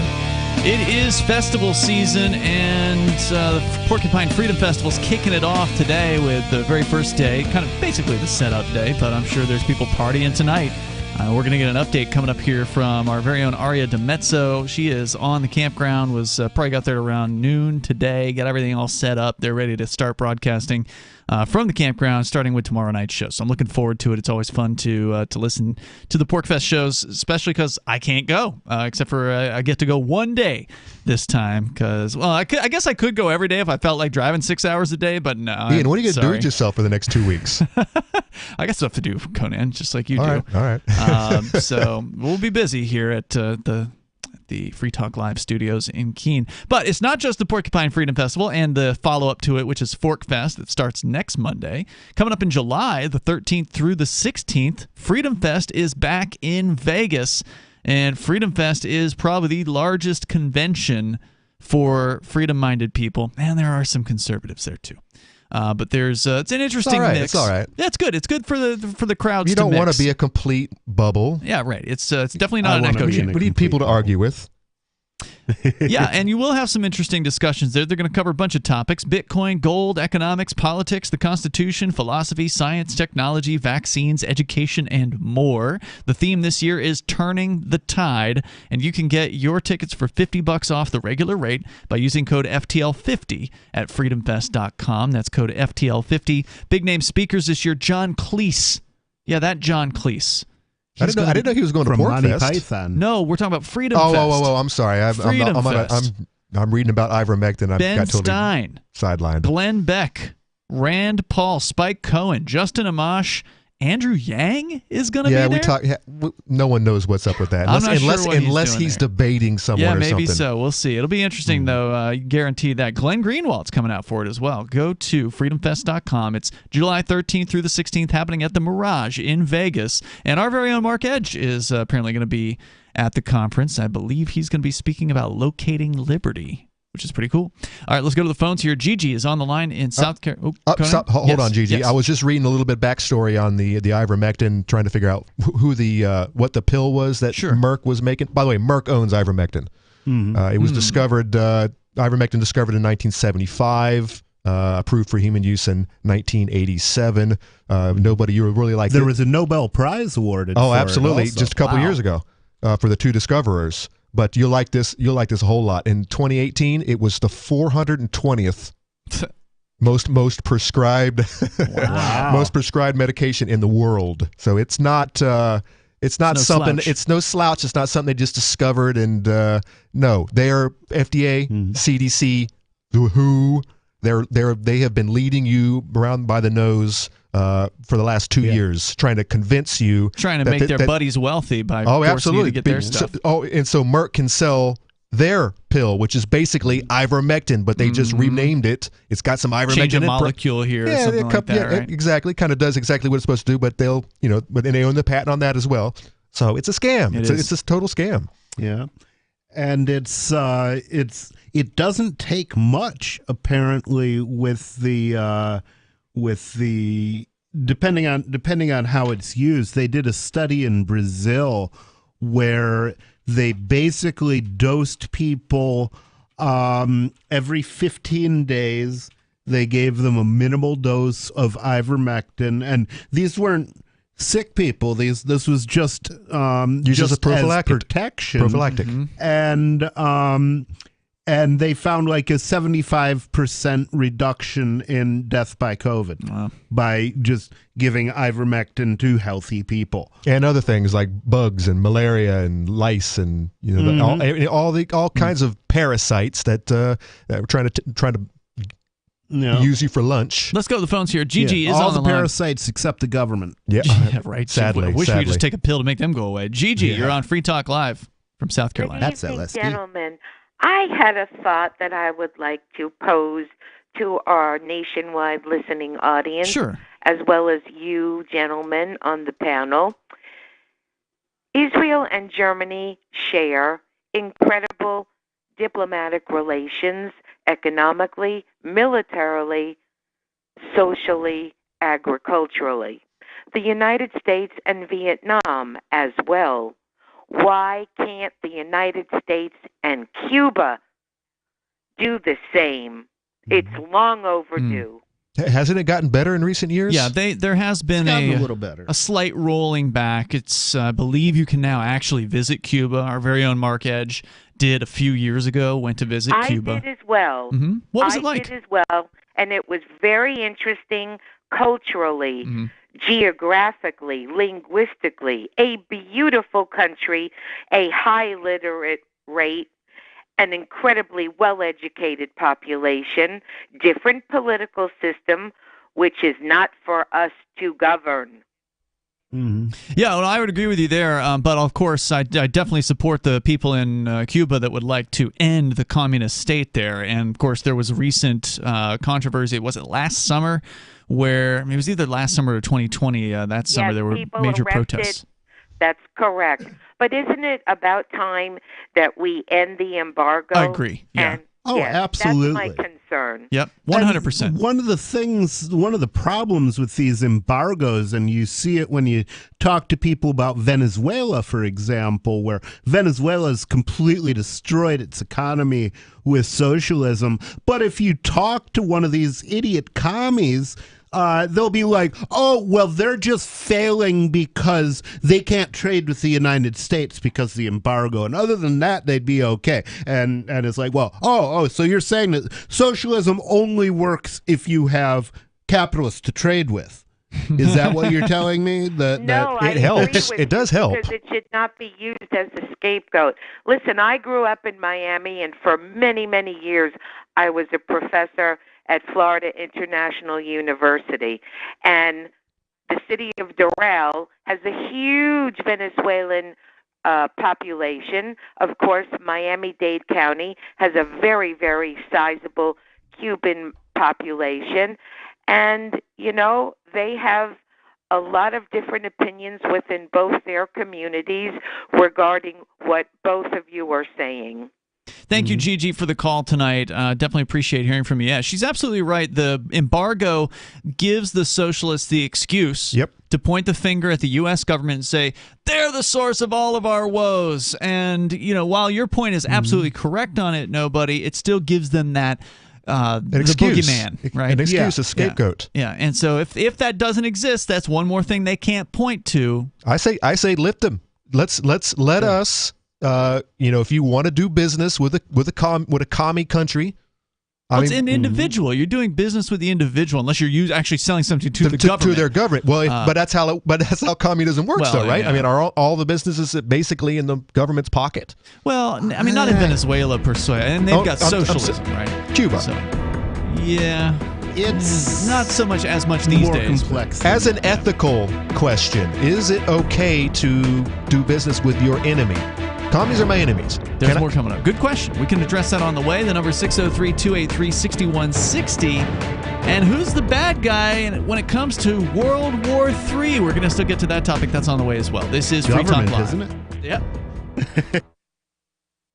Join liberty-minded voluntarists, anarchists, and libertarians from June 27th through July 3rd for the 6th annual Fork Fest at Rogers Campground in the beautiful White Mountains of New Hampshire. Fork Fest is a fork of the Porcupine Freedom Festival, which sold out for the first time in 2021. Fork Fest takes place the week after Pork Fest, but Fork Fest is decentralized, which means that there's no ticket cost and no one is in charge. All you have to do to join the fun is reserve your camping site, RV site, or motel room with Rogers Campground for June 27th through July 3rd. There's no better place to celebrate Independence Day than around other freedom-loving activists in the Shire. You can find out more at the unofficial website, forkfest.party. You can also connect with other attendees on the Forkfest Telegram and Matrix chat rooms, as well as the Forkfest Forum. You can find links to those at forkfest.party. We hope to see you there. Forkfest.party. Israel is heading to the polls for the fifth time in under 4 years after the coalition government broke down and moved to dissolve parliament. An election could come as early as October. Current Prime Minister Naftali Bennett is stepping aside, likely next week, in a previously arranged agreement allowing Yair Lapid to take charge.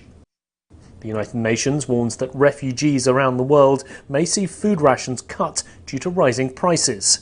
Marking World Refugee Day, the UN now estimates that 100 million people have been forced to flee their homes. As FSN's William Denslow reports from New York.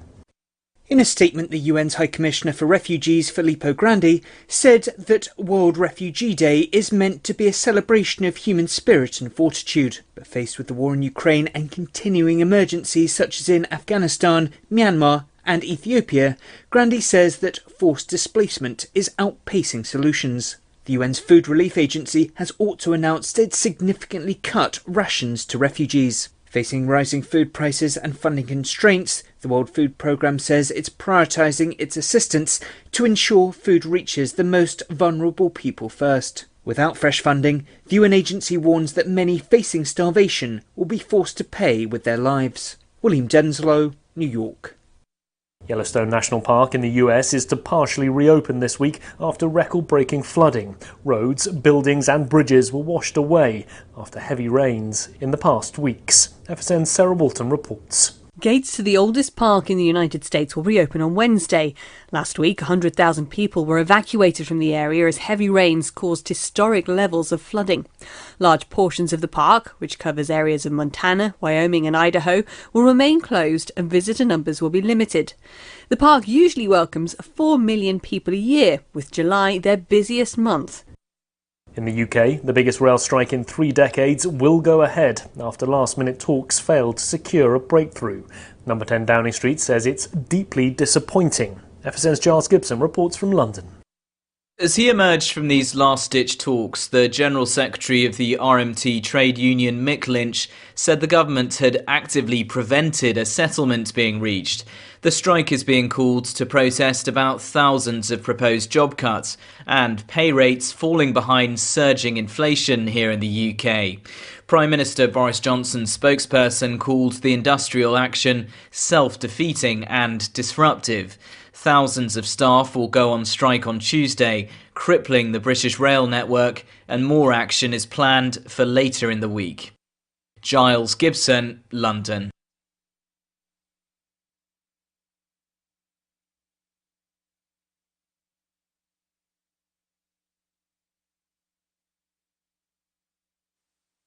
You can stick it to the man and big tech. Join our FTL social mastodon at social.freetalklive.com.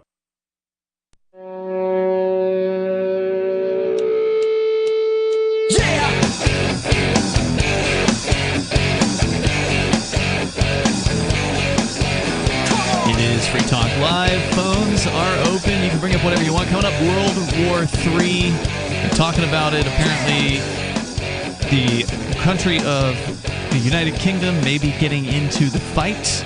And actually making the claim that this is, in fact, World War III, what they're entering into, and they are happy with it all. Without the government. Their government, that is, anyways. Mm-hmm. Without the government, who would blow up the world and kill us all? And you asked an interesting question, Conan, about buying from the enemy. Talking about free trade.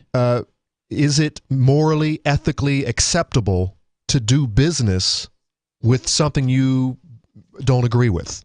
So, for example, the whole Cuban embargo back in the day was because we don't do business with communism because that's anti-American. It's anti-everything that we stand for, according to what I've been told. And I'm not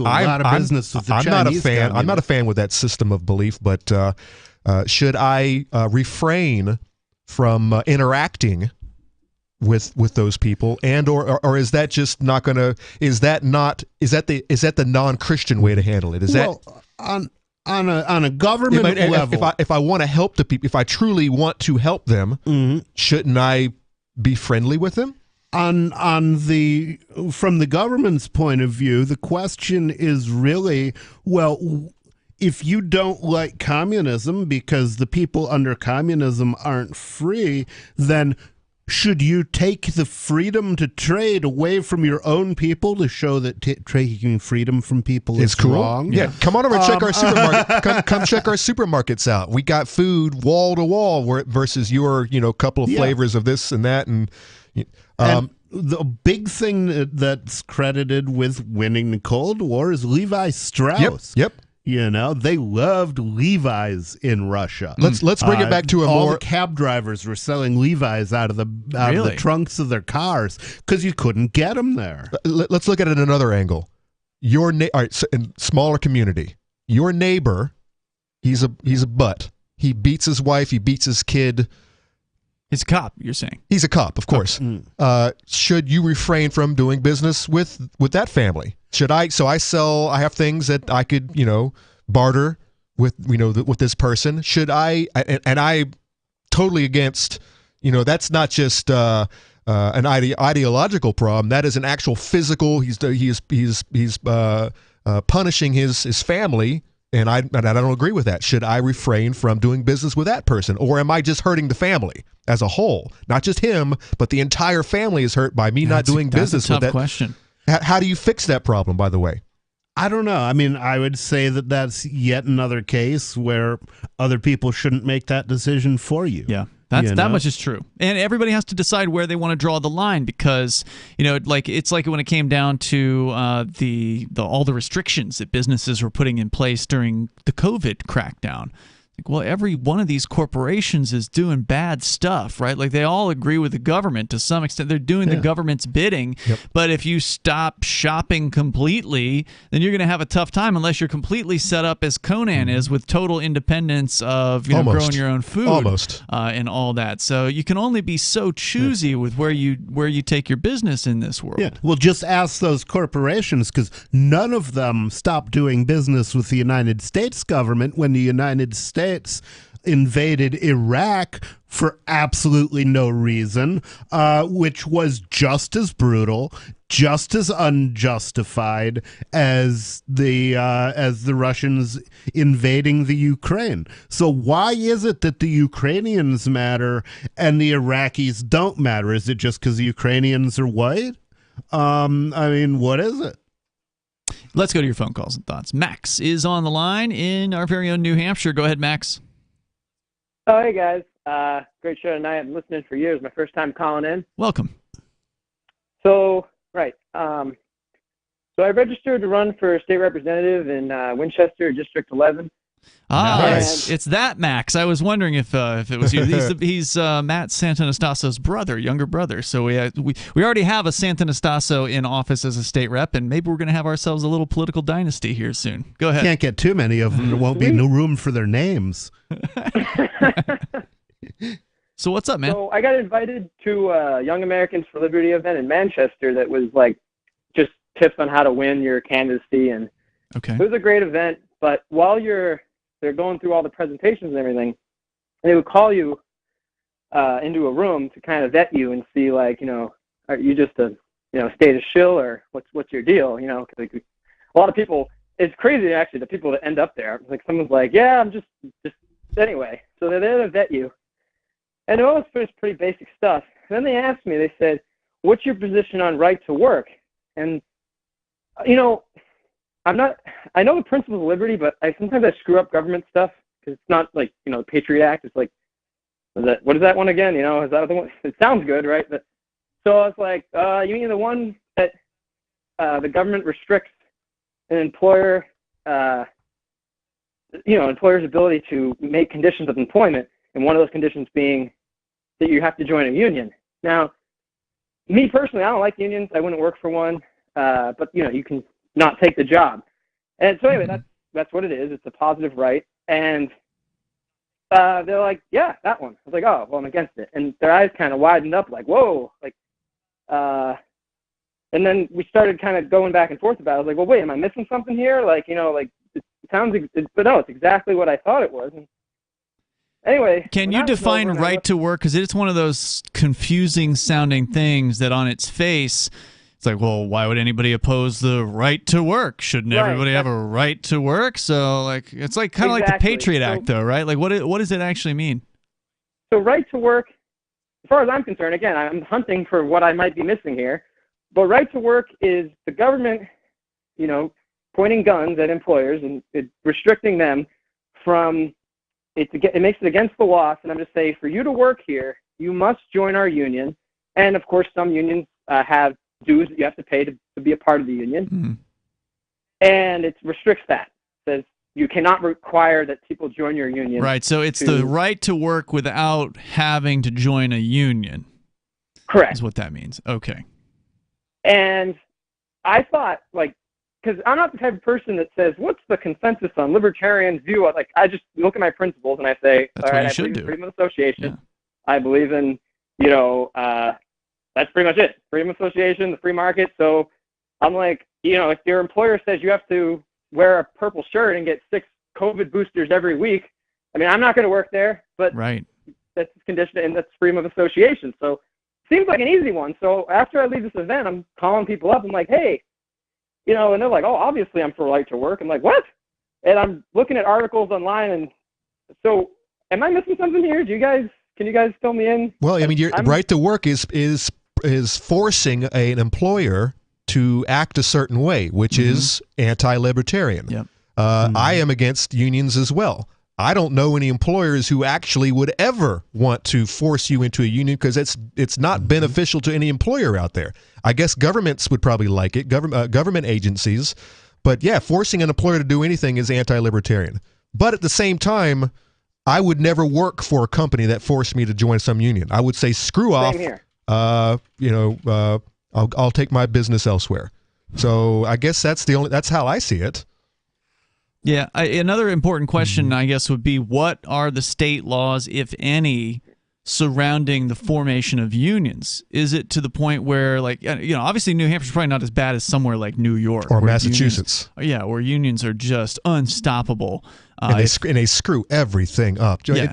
You can't get anything done with these people. So, I mean, it should also be true that an employer can refuse to employ people if they create a union, right? Like there may be states which they can't do now. So right to work, as it's currently there should be a law called right to hire. The problem is right to work was basically formulated because a lot of these employers have contracts that they didn't want to enter into because of the union because they couldn't fire the people who were agitating against their business, who were their employees. So this was their response. Thank you, Max, for the call. Good luck with the campaign. Keep us in the loop as it develops. More coming up.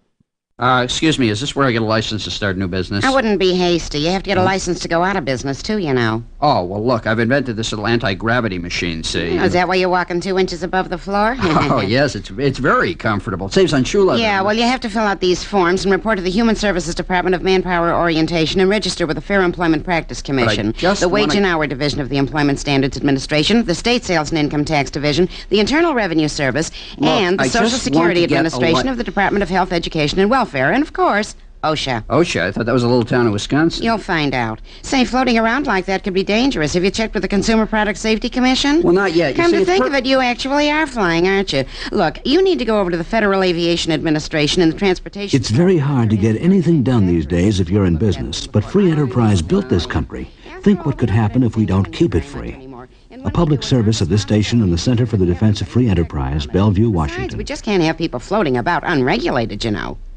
So you've signed the Shire Society Declaration and are planning your move to New Hampshire to be around more liberty-oriented people. Next, sign up for the Shire Society Forum at forum.shiresociety.com. There are a bunch of people there who are already in the Shire, and they want to meet you. If you're already in the Shire physically, you should also come by the forums. Remember, not everyone uses Facebook. New people are signing up for the Shire Society Forum every month, so drop in and say hello at forum.shiresociety.com. There are lots of ways to listen to Free Talk Live. Our podcast has been around since podcasts began, and now the FTL feed is loaded with content besides our full show archives. Did you know that we make it easy for you to customize your podcast subscriptions? We have different feeds, one that includes only our full shows, one with just the Daily Digest, and our main feed that includes everything. You decide what you listen to. It's quick and easy to customize your feeds at feeds.freetalklive.com. That's feeds.freetalklive.com.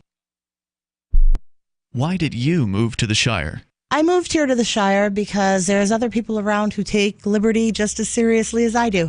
I moved to the Shire because I saw videos of people challenging authority and thought that I could get support myself. It called to me, like, do this, right now. I wanted to be around people like me who got it, and once I got here, I knew there was nowhere else that I wanted to be. I've always wanted to change the world, so I moved to the Shire to join people who were actually working towards doing the same thing. The people here are awesome, loving, and positive. It was for the adventure and for the feeling of something important is happening here, and I just wanted to come to sort of be part of that. Visit shiresociety.com to read and sign the Shire Society Declaration and learn the reasons why, if you love liberty, you should immigrate to the Shire. Plus, connect with others via the forum at shiresociety.com. That's shiresociety.com. What if you want to hear the latest episode of Free Talk Live, but all you have is your phone, you forgot to download our archive, and you have no data connection? You can call our Listen line at 641-793-0191. That's a long-distance number, so you may incur charges. If not, listen as long as you want. 641-793-0191. The Free Talk Live Listen line, 641-793-0191. The new 4th edition of Healing Our World, The Compassion of Libertarianism, will take your understanding of liberty to a deeper level and has over 1,300 updated references, new cartoons, and a foreword by Dr. Ron Paul. With discounts for multiple book purchases, the 4th edition of Healing Our World is a great gift for the liberals, pragmatists, environmentalists, and Christians in your life who think libertarianism is cold-hearted. Get yours today at healing.freetalklive.com and use promo code FTL for a $5 discount.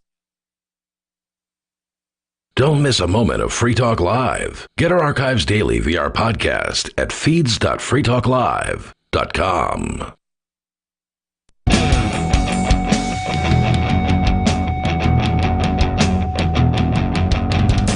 It's Free Talk Live. 603-283-6160. That's 603-283-6160. Here tonight, we got Ian. Nobody. And Conan. Coming up October 21st through the 23rd, the Free Cities Foundation is throwing another convention. It's going to be their second year doing what's called Liberty in Our Lifetime. It's happening this time in the city of Prague, and they'll be showcasing autonomous cities and intentional communities that are springing up all around the world, offering opportunities for settlers to live better, freer lives. The conference theme is Parallel Structures for Progress. Free Talk Live listeners are being offered a 20% discount on tickets, which you can use code FTL20 to get that discount when you're checking out at lifetimeliberty.com. Code FTL20. Join Mark Edge, our co-host. He's going to be there in Prague from October 21st through the 23rd. If you want to follow the conference on Twitter, their handle is @LibertyIOL, like Liberty in Our Lifetime. And you can make sure you can get your tickets, get the early bird discount, do it soon. And if you want to buy with Bitcoin, you can drop them a Twitter direct message for instructions on how to do that. LifetimeLiberty.com, code FTL20. And again, that's October 21st through the 23rd. Mark looks forward to seeing you in Prague as we go even further around the world, the way down to where it's tomorrow. Gwyneth calling from the future in Victoria. It's 10-something in the morning in Victoria, Australia. Go ahead, Gwyneth. Hello, how are you all this morning? Hey, thanks for calling in. I love Sarah from New Mexico. Oh, God.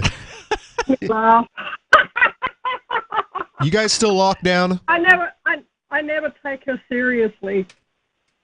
Well, that's the best way to take her. Boy, she's entertaining. She always makes me laugh. And I love David with all of his battles with his children. You know, I mean, not with his children, with the CPS or his wife courts. or whoever it is. Yeah. The court, yeah. Well, what were you calling about tonight? I'm glad you enjoy the show, Gwyneth. But Conan, actually, before you get into your point, Conan had a question for you. I don't know if you heard it. Yeah, are you guys still locked down? Yes and no.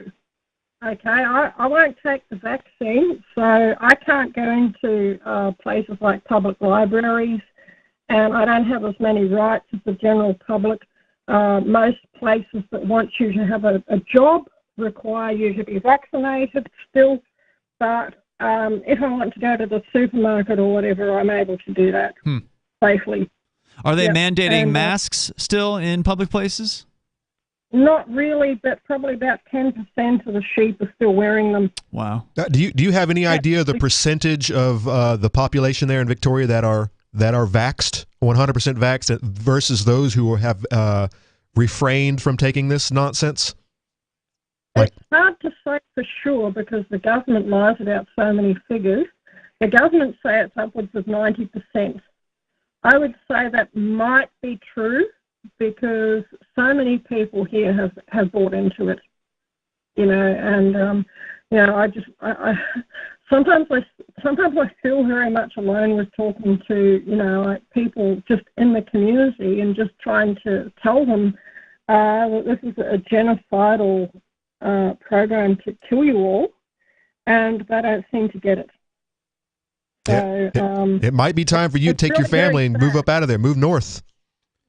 Well, it's like this. My children are now adult children, and I get on really well with them. I've had a lot of battles with the families department when they were younger because, you know, they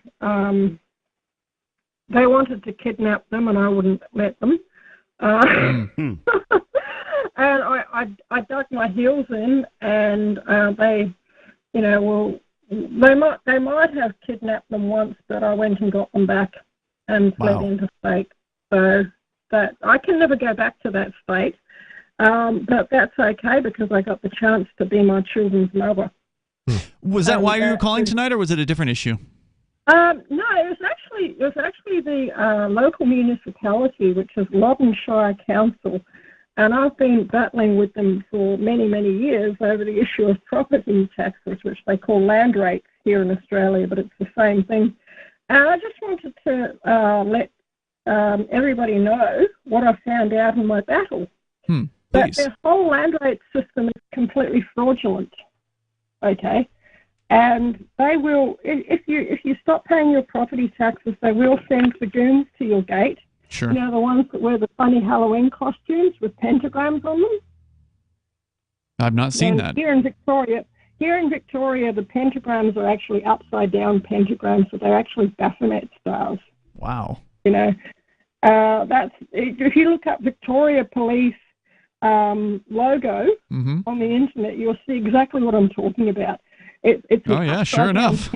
It's Baphomet star with a crown on the top. Straight up pentagram right there in the Victoria Police logo. Yeah, and the crown is right there on top of the goat's head. Wow. There's a goat? And it's got a laurel wreath around it for victory. So how's that? You do not get more satanic than that. That's amazing. You need to move out of there. So wait, what are they doing exactly? You were calling about them, but what's the issue that they're targeting you for? Okay. They are just not paying my property taxes because it's a fraud. Because I found out that it was a fraud, and I have a personal policy in my life. When I find out that somebody's defrauding me, I stop playing ball with them. It's a good policy generally, unless their gang is humongous and violent and insane. I mean, so what's the first thing the gang did, and how long ago did you stop paying them? Well, I stopped paying them in 2016. Wow. And the worst thing that they've done is that they sent 6 of their gang members around to my place. You know, there's the ones with the Halloween costumes and the stars on, and they basically, by force of arms, compelled me to sign an undertaking of bail. And what does that mean? An undertaking of bail? Basically, they put me on bail for no reason. Oh. And they said that if I didn't sign this, that they were going to kidnap me and, you know, put me in the back of their wagon and drive me around for a bit. What an amazing business that is. Even if people don't want your product, you can force them to buy it and force them to pay for it, but you don't have to deliver it. Yeah, well, this is it. I don't receive any services from my municipality at all. I don't even get my rubbish picked up. I have other arrangements for that, for rubbish disposal. Trash. Rubbish. Yeah. But they are a corporation. I've got a university degree, by the way. I've got a bachelor's of science degree, and I should study law one day, but I don't think they'd let me into the law society somehow. Probably won't let you in the building unless you're vaxxed. They won't either. And I studied the High Court precedent here in Australia, and I found out that fee simple title is absolute, and the Crown is not allowed to take it off you. And you have a similar law in the United States, which is UCC 1-308. And it can be applied, if you type in UCC 1-308, you will see what it says, and it can be applied to municipalities. It means if you don't want to contract with them, you don't have to contract with them. Well, these are all very interesting theories. So let me just find out a little more about your situation, Gwyneth. So 2016, you stopped paying the equivalent of the property tax there. Then they came and they forced you to sign a bail document, putting you under bail conditions. What does that mean exactly? What are your bail conditions? Like my bail conditions, I can't even leave the house after 11 o'clock at night. I've got a curfew. So what are they doing to you? They're not current anymore. It was because what happened was they said, well, you've got to show up to this little backcountry courthouse in a month's time and, you know, and deal with the issue then. So I showed up there and they had this document and they said, well, this is a payment plan, basically, and this is which is an agreement to pay the so-called debt. Okay, so I said I want to take this away. I want to have a look at it, and they called it a court order. Okay, And I still have copies of all these documents. I want you to hang on. Do you have time? I know you're on an international call here, but do you have time to hang on through the news? I can hang on. Okay, great. Yeah, I definitely want to hear more about this. We got a lady on the line, Gwyneth from Victoria, Australia, says she hasn't paid property taxes, it sounds like, since 2016. And She probably sounds like a pistol. Oh, I love her. It's illegal in Australia. There's more coming up here. Hour 3's on the way. It's Free Talk Live.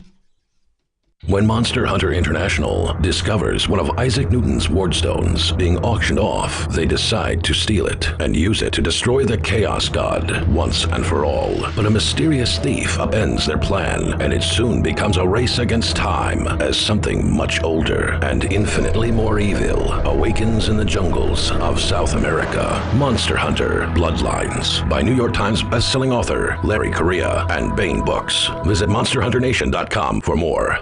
Are you tired of your taxes funding endless occupations around the world? Antiwar.com is run by people who understand that wars abroad become wars at home, wars on our freedoms. Antiwar.com is dedicated to bringing you the latest in news, views, interviews, and reviews from the top movers and shakers in the anti-occupation movement.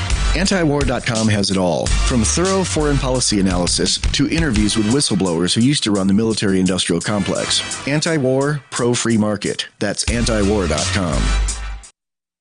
Is oral health important to you? If you don't like your own teeth, fresh breath, or kissing people, then by all means stop listening. Several years ago, I met Jessica Armand, founder and CEO of My Magic Mud, and I became passionate about the product that she created and never want to live without it. It's clinically proven to whiten teeth, but I find it does much more. They want you to love My Magic Mud as much as I do, so they're giving you a money-back guarantee plus 20% off. Go to mymagicmud.com and use coupon code FTL20 at checkout. mymagicmud.com, FTL20. Tired of cancel culture? Sick of mega tech corporations holding an axe over your head? Join the LRN.FM Matrix chat server. It's self-hosted, so no one else can tell us what to do or say. Don't like the existing channels? You can make your own. You can even connect into some of our channels from other Matrix servers. It's federated. For the full LRN.FM Matrix experience, though, you should join our server via the step-by-step instructions at chat.lrn.fm. chat.lrn.fm. You're listening to the live edition of Free Talk Live. Hour number 3 is next after the news here on the Liberty Radio Network at LRN.FM. Israel is heading to the polls for the 5th time in under 4 years after the coalition government broke down and moved to dissolve parliament. An election could come as early as October. Current Prime Minister Naftali Bennett is stepping aside, likely next week, in a previously arranged agreement allowing Yair Lapid to take charge. The United Nations warns that refugees around the world may see food rations cut due to rising prices. Marking World Refugee Day, the UN now estimates that 100 million people have been forced to flee their homes. As FSN's William Denslow reports from New York. In a statement, the UN's High Commissioner for Refugees, Filippo Grandi, said that World Refugee Day is meant to be a celebration of human spirit and fortitude. But faced with the war in Ukraine and continuing emergencies such as in Afghanistan, Myanmar and Ethiopia, Grandi says that forced displacement is outpacing solutions. The UN's Food Relief Agency has also announced it's significantly cut rations to refugees. Facing rising food prices and funding constraints, the World Food Programme says it's prioritising its assistance to ensure food reaches the most vulnerable people first. Without fresh funding, the UN agency warns that many facing starvation will be forced to pay with their lives. William Denslow, New York. Yellowstone National Park in the US is to partially reopen this week after record-breaking flooding. Roads, buildings and bridges were washed away after heavy rains in the past weeks. FSN's Sarah Walton reports. Gates to the oldest park in the United States will reopen on Wednesday. Last week, 100,000 people were evacuated from the area as heavy rains caused historic levels of flooding. Large portions of the park, which covers areas of Montana, Wyoming and Idaho, will remain closed and visitor numbers will be limited. The park usually welcomes 4 million people a year, with July their busiest month. In the UK, the biggest rail strike in 3 decades will go ahead after last-minute talks failed to secure a breakthrough. Number 10 Downing Street says it's deeply disappointing. FSN's Giles Gibson reports from London. As he emerged from these last-ditch talks, the General Secretary of the RMT trade union, Mick Lynch, said the government had actively prevented a settlement being reached. The strike is being called to protest about thousands of proposed job cuts and pay rates falling behind surging inflation here in the UK. Prime Minister Boris Johnson's spokesperson called the industrial action self-defeating and disruptive. Thousands of staff will go on strike on Tuesday, crippling the British rail network, and more action is planned for later in the week. Giles Gibson, London. From Bureaus Worldwide, this is FSN. With FSN Spotlight, I'm Simon Marks. Today, some reaction to the British government's decision to authorise the extradition of WikiLeaks founder Julian Assange to the United States. He's wanted there on 18 counts of espionage. He could face a jail sentence of 175 years if he's convicted of charges that relate to his mass distribution of secret US government documents. Alan Rusbridger was editor of The Guardian newspaper in the UK, one of several publications that published some of Assange's trove of secrets. I don't think what he did was espionage. And I think it raises a fundamental issue of, here is an Australian citizen arrested in the UK for breaking US law. Now, suppose you had an American journalist who had revealed something about, I don't know, the Indian or Pakistani or Israeli nuclear programs and broke what they considered to be their official secrets. Are we now in a world in which anybody, any journalist or, in the case of Assange, I suppose we call him a citizen journalist, is arrested and turned over to the country for breaking domestic secrecy laws? I think it doesn't take long to think about that before you think that becomes very problematic. Assange can still appeal the extradition, but his legal road is considerably narrowing. With FSN Spotlight, I'm Simon Marks.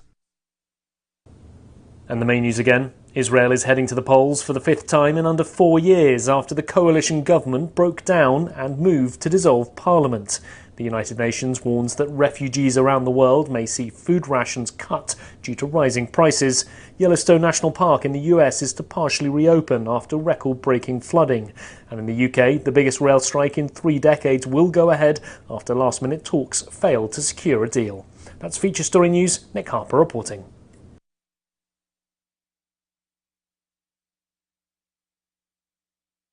Sources within the Vatican confirmed Tuesday that Pope Benedict XVI has dispatched an elite team of 6 bishops to sabotage leading contraceptive manufacturer Pfizer. Codenamed Conclave 6, the highly trained team of bishops will reportedly infiltrate the heavily guarded compound, detonate extremely powerful charges at key points within the factory, and then escape to a nearby safe house. The Catholic Church can trust only the best with defending God's plan. Conclave 6 is the deadliest team of bishops I've ever laid eyes on. The Pope denied rumors that a B team of needle-wielding priests had been deployed to a latex factory in New Jersey to poke tiny holes into thousands of Durex condoms. Locally, the best part of a gay 12-year-old's day is the half hour he spends eating lunch alone in a stairwell. Calling it his only respite from constant ridicule and mockery, 7th grader Ben McElroy says life doesn't get better than the moments he spends quietly laying out his lunch on a secluded staircase while the rest of his classmates are in the cafeteria. This is the Onion News Network.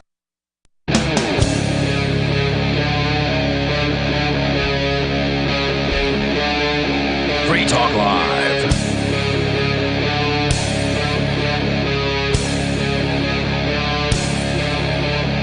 This is Free Talk Live, and you can join us here. The number is 603-283-6160. That's 603-283-6160. We are kicking off the 3rd hour of the program.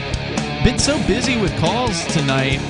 We haven't even gotten to the main topic of the show, which is Conan's story about... I don't think we're going to get to it. World War III. I intend to get to it because it's pretty big news, Conan. We definitely should get to it. We got to have World War III before the end of the day. Coming up, that hopefully is on the way. With you tonight, it is Ian, by the way. Nobody. And Conan. Back to the phone. So we got a call all the way over from Victoria, Australia, where Gwyneth is telling us about her odyssey of not paying what is the equivalent of property taxes there in Victoria. And Gwyneth, what are they called again? What's the term for it there? They're called land rates. Land rights, meaning you don't have any rights to the land. Right. Only the state has the rights. No. R-A-T-E-S. Rates. Rates. Oh, rates. Ah, okay. So, but It's not right. You've done some research, and you decided you were going to go ahead and take the risk. In 2016, you stopped paying these land rates, and then they came after you with what they called a bail agreement or bail conditions. When was it that they came after you? Oh, gosh, when was that? That would have been 2018. So you got a couple of years. Were they sending you threatening letters in between those 2 years? Yeah. Okay. Yeah, they were. But what? Oh, was it 2018 or 2019? It was before the world went crazy. Anyway. Mm-hmm. So it was 2018 or 2019.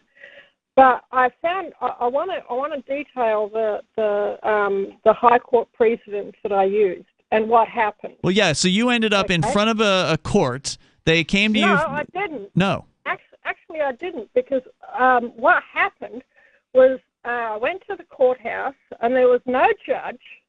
There was just a clerk there, meaning a guy behind a desk, and he says, "Oh yeah, here's this document you got to sign." And I said, "Am I supposed to get a court hearing?" And he said, "No." And I went, "Huh?"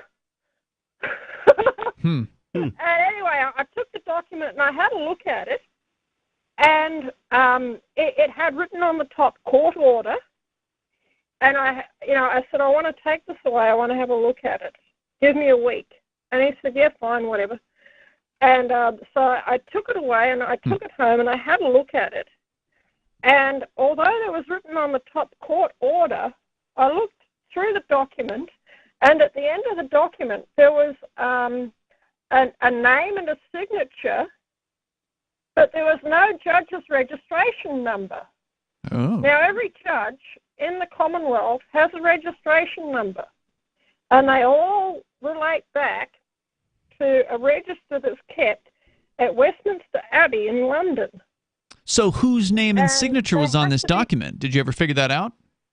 No. When I saw that there was no registration number, because I've fought a few legal battles before, like with my kids and all that sort of thing. Mm-hmm. So I've stood in courthouses and fought for my rights, and usually won. But there was no registration number, so I said, "That's very, very strange." And so the judge that they claimed was the name at the bottom of the document was A. Peters.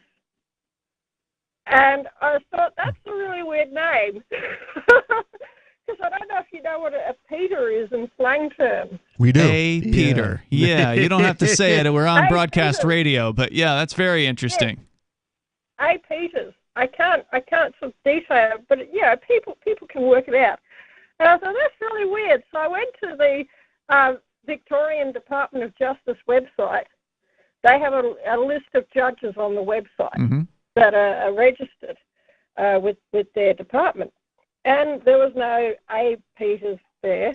And I looked on the Federal Register of, federal judges. There was no name there of that description. And I looked on the Register of Justices of the Peace, and there was no... Sounds like you did your due diligence. So what did you end up doing with this fake order? I made up an affidavit, and I sent it back to them, saying that this is a fraudulent document. The name on the bottom of it relates to a person that doesn't even exist, as far as I can tell. It looks as if you pulled his name out of a breakfast cereal box, and I'm not paying. Wow. Then what? It's been 4 years, roughly, 3 or 4 years since then. Then what? This process of basically forcing you to pay your property taxes is usually a long process. Yep. So you're only 3 years into this. Where are they at now? It was 6 years ago since I stopped paying. Right. But they are in complete and utter fraud at this point. Okay? There is no way that any de jure court in the land will turn around and say this is completely legit, we're going to stand behind it. Because if they ever do, I'm going to the High Court of Australia. And the High Court of Australia has a very long record of making good judgments with relation to this sort of thing. And while I'm here, the High Court precedent that I'm using, because you see, the local municipality is a corporation and they have a tax number, okay? And corporations with tax numbers are required to abide by Australian corporate law if they're doing business in Australia. And under the Corporations Act, you are not allowed to compel your clients to contract with you. That contract has to be by free will. I love what you're saying here, and it's a really interesting case. So the final question I've got so far is, you sent this affidavit back to this fake court or whatever that was fraudulently creating fake orders. And to the gang of thugs. Well, they're all the same to me. But what did they? What's the next step? What did they do? Did they continue to threaten you? You know what they did? They sent out a fresh version of their extortionate notice of demand with another fee on the bottom of it, to which I filed in my drawer. And are you getting? Do the land rates happen once a year? Do those keep coming? Are you continue to receive those every year? They keep coming. They do keep coming, and every few years they try and send a set of lawyers after me, and I point out the affidavit and I point out the fraudulent so-called court order, which is fraudulent. You couldn't get more fraudulent than that. So they haven't arrested you since then? And the lawyers, what was that? They haven't arrested you? They haven't put you in jail since then? No. Wow. No. No. Are there other people in Victoria who are doing this as well, or are you the only person? Yeah, one or two. Mm-hmm. One or two, and eventually it does end up going to the High Court of Australia, and they say one of these again, and then they decide in favour of the defendant. I hope so. I hope you'll let us know, will you, if this, as this develops, give us a call back. Conan, do you have a question for Gwyneth? I have a very important question for you. Gwyneth, is Australia an actual real place? I mean, how do I know you're not a paid actor just leading us on? I mean, there are people who... It's a good story. Who have been asking this question for my whole life. Australia's a real place, and we do not walk on the ceiling here. Good to know. Thank you very much. Thank you, Gwyneth. The other thing is I have a 2-hour radio broadcast. You do, okay. On Wednesday, on the GCN radio network. Actually, that's how I found out about Free Talk Live. On the USA Prepares radio show, which is from 9 until 11 Central Standard Time on Wednesday. Meaning they're going to interview you? They do it every Wednesday. Okay, cool. I have a 2-hour radio broadcast with Vincent Finelli on the USA Prepares radio. Well, you're an interesting lady, I gotta say, and you got some you got a level of courage that the average person just doesn't even come close. I know they raise a lot of sheep in Australia, and I'd just like to thank you for not being one of them. Yeah, thank you, Gwyneth. Great call, and thanks for joining us here tonight. On the way, our very own Aria DeMezzo is on the line. She is at the Porcupine Freedom Festival. She's going to give us a report on day number 1. Then we'll also get to World War III, maybe, coming up here. It's Free Talk Live. Are you tired of governments murdering people around the world? Stop using their money. There is an alternative. Bitcoin is a stateless, free market, non-political currency. Bitcoin cannot be inflated or controlled by any government. By using their money, you are helping the state. Stop doing it. You have an incredible alternative available now. Learn it, use it, spread it. Get started with Bitcoin at bitcoin.com. That's bitcoin.com. If you want to know the latest about Free Talk Live before we go on the air, all you need to decide is how you want it delivered. It's your choice. Visit news.freetalklive.com to receive our usually weekly news updates by email. Plus, we have a Twitter account at twitter.freetalklive.com, and you can follow us on the decentralized Mastodon platform at toot.freetalklive.com. So please follow us at toot.freetalklive.com and sign up for our emails at news.freetalklive.com. Do you feel like your nation, state, or community no longer holds your values? Have you dreamt of a place where people agree that liberty is important and are free to pursue their projects so long as they respect the property of others? There are many people just like you that are discovering freeprivatecities.com. Their social media links are at the upper right of the page at freeprivatecities.com. All skill levels will be needed when the first of the Free Private Cities opens. It's sooner than you think. Stop arguing and build. freeprivatecities.com. There are basically two types of advertising, direct response and branding. Radio's great for direct response with its low cost to listener ratio, but audio can't be beat for branding, which is a longer term endeavor. You want to be the first thing that someone thinks of when they think about your product or service. If you have a local business that you want kept top of mind in your community, call the station. If you need national reach, Free Talk Live's got around 200 radio stations, millions of monthly listening sessions, can suit all budgets, and if we don't think we're right for you, we'll tell you. Email me, mark@freetalklive.com. So the protection of life, liberty, and property is what the Free State Project is all about. But it's an effort to move 20,000 people who understand. It's about demonstrating to the entire country that, yeah, we can have a free market, a truly free market. Making it just a freer, great place to live.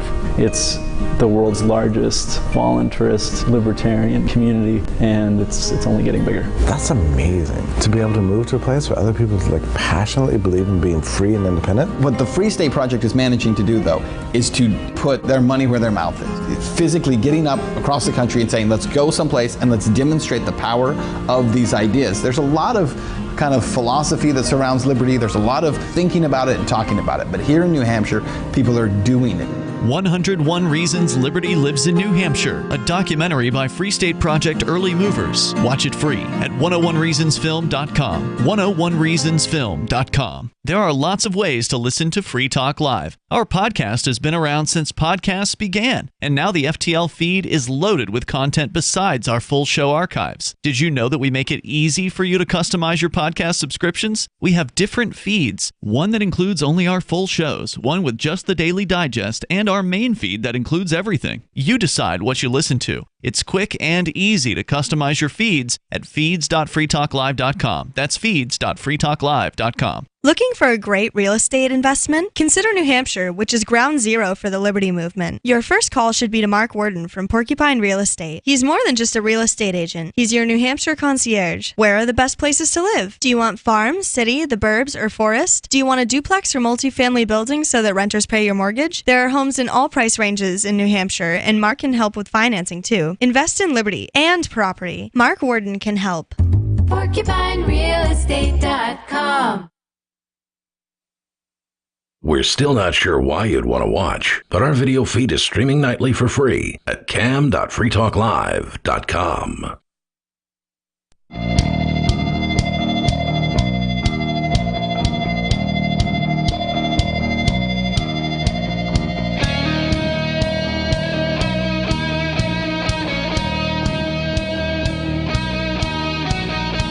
Free Talk Live, and the phones are open. If you want to join us here, the number is 603-283-6160. That's 603-283-6160. Tonight, it's Ian. Nobody. And Conan. And don't forget, you can join us online anytime you want. Head over to freetalklive.com. We have our social media site. You go to social.freetalklive.com. It's a Mastodon system. That means it is federated with thousands of other Mastodon sites all around the world, and it's competing with the big mega tech corporations. Yeah. Allows you to express yourself much more freely than, say, on Twitter or Facebook. You can have your own account. It's free. Go to social.freetalklive.com. You can have your own server if you want. You could do that if you know how to, if you got the chops, the technical chops to do that. But otherwise, just use ours. Social.freetalklive.com. Our very own Aria is on the campground at the beautiful Rogers Campground, where I imagine it's pretty dark up there right now. Aria, hitting the 9 o'clock hour on the Eastern Time Zone on day number 1 of the Porcupine Freedom Festival, the 19th episode, the 19th annual, if you will.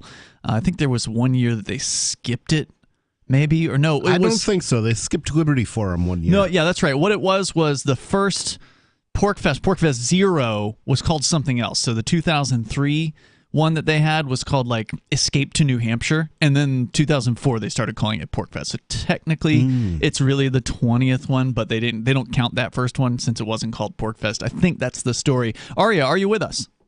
Yeah, I'm here. How's it going out there? You mentioned it being dark. It's surprisingly not as dark as one would think for being almost 9:30. But other than that, I mean, it's packed, dude. Already? Like Mark mentioned earlier that it's like a Thursday of previous years. No, it's more like a Friday of previous years. Wow. No, normally at the Porcupine Freedom Festival, Friday and Saturday are the two biggest days. So to say that on Monday that you've got a level of people there that is equivalent to a previous year's Friday is an incredible statement. I'm telling you, they're not going to have room for the group picture this year. It's going to be crazy. That field isn't big enough, the whole 3,000 people. Aria, by the way, very well not. Yeah, go ahead. So I was going to say, you're calling in on the SIP line at sip.freetalklive.com. It's popping in and out just a little bit, but it's really clear. Yeah, it was good, and then it got a little bad. Now it sounds like it's good again. Anyway, go ahead. Well, I am in the mountains, so. Yep. But I don't remember exactly what point I was going to make. Oh, yeah. They may very well not have room for the pitcher and the bowl where they get everyone together, because from what I've seen, a lot of these campsites and RV sites, it's exactly what we expected, where one camping site is shared by 4 completely different people. So there's probably 2 to 3 times the actual number that they're expecting, I think, is going to end up showing up simply because of that. All right, here's one of the most important questions. Is there a security crackdown this year, or is it still possible for somebody to sort of amble into the campground and hang out for the day? Thus far, there is no real security. The pork rangers do exist, but they're down there at the bottom of the hill like they were last year and the year before. So that lesson seems to have stuck. Okay, good. I haven't even better question than that. More importantly, are there little kids walking around the grounds selling alcohol and drugs? Alcohol? Not yet. Okay, that's too bad. I was hoping for kids with alcohol.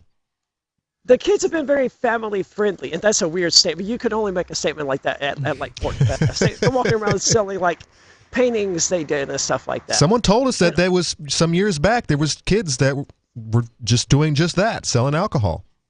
Oh, I'm sure there will be. I mean, it's the first day. Give it time. Okay. I'm sure there will be kids selling alcohol and various other substances of. That's a beautiful thing. Might be interested in. Well, okay, so you got there early this afternoon, I presume. You guys got the Free Talk Live site set up at RV Site 46. So anybody that's going to the Porcupine Freedom Festival, feel free to swing by, grab a bumper sticker. If you're a Shire Society declaration signer, you can grab a lanyard. Are they doing any kind of official name badges this year, or is the Shire Society the only way to get one? Shire Society is the only way to get one. Nice. And there are people asking about them, and we've had a few signers already today, which is good because we've been at the site, almost none. How about the Goldbacks? Are we seeing, are the Goldback people there from Utah yet, or are they going to come later this week? The Goldback people are here. It's the same guys who were here, I think, last year was when it was. It's the same guys, or at least one of them's the same guy, so we already know them. And they have the spot right there at the top of the hill, like right when you enter and turn to your right. Nice. That killer spot they have. Oh, wow. Yeah, I was going to ask about that because I know last time they were just kind of tag teaming with the barbecue place. So they've got their own place now?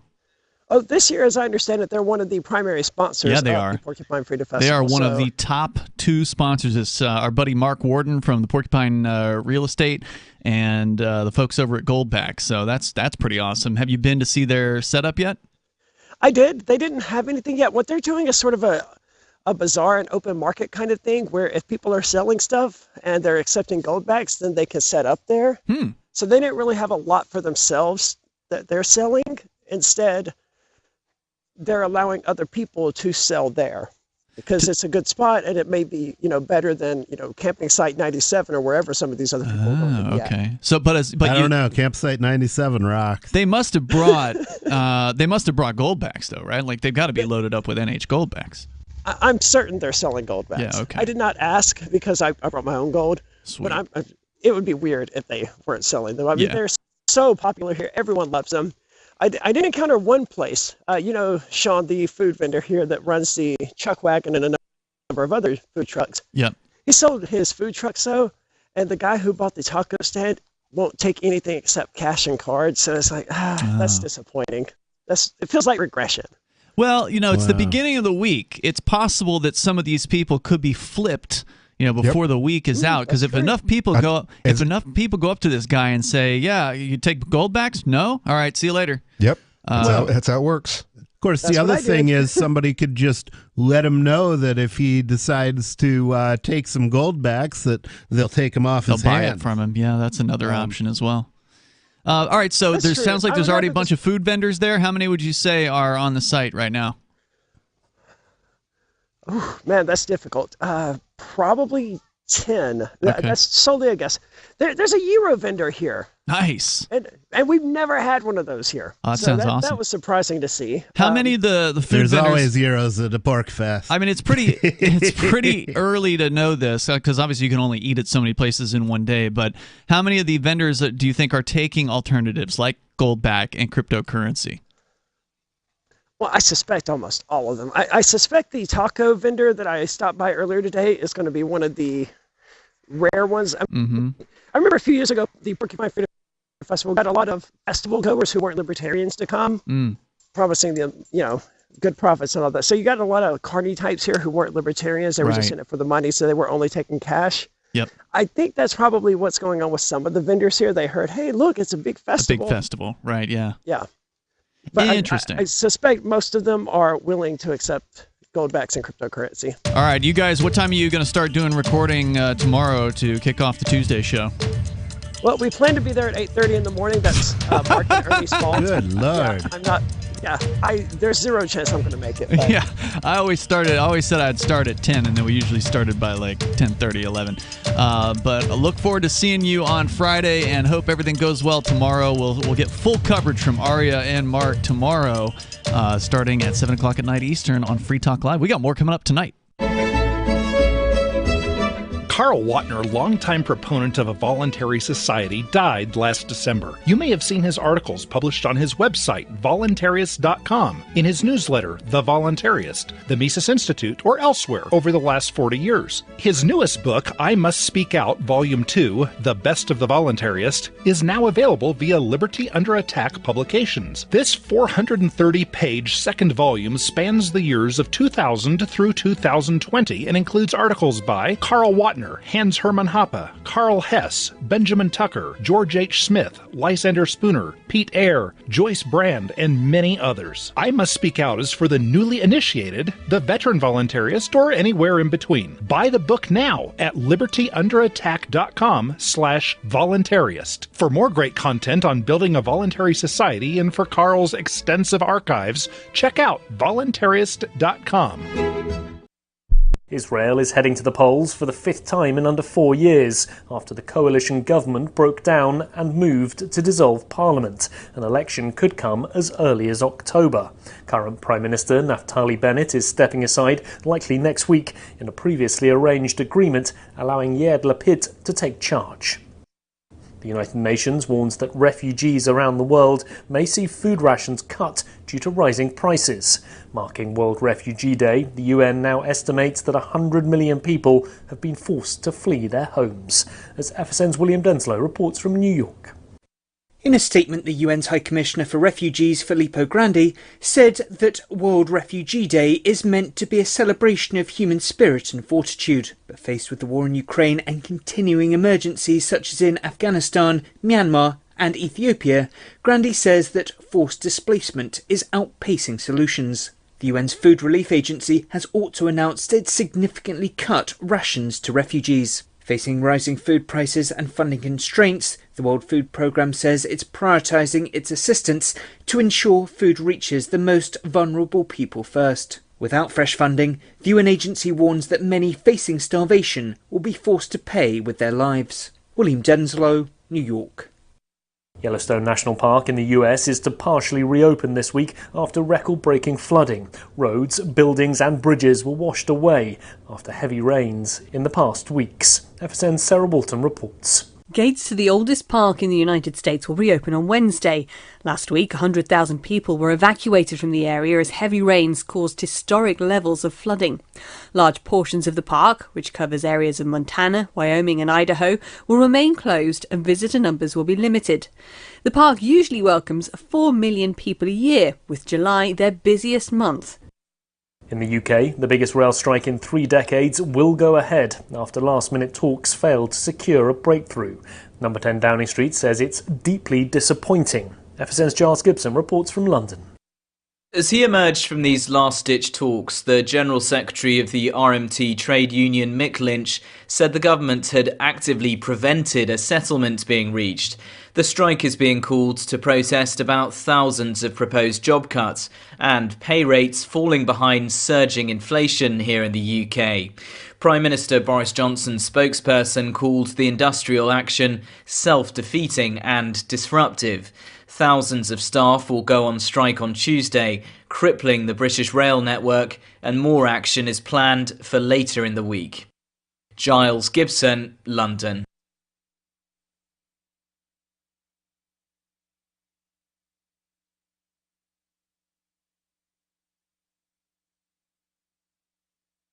You can help spread the ideas of liberty with our Patreon for just $5 per month at amps.freetalklive.com.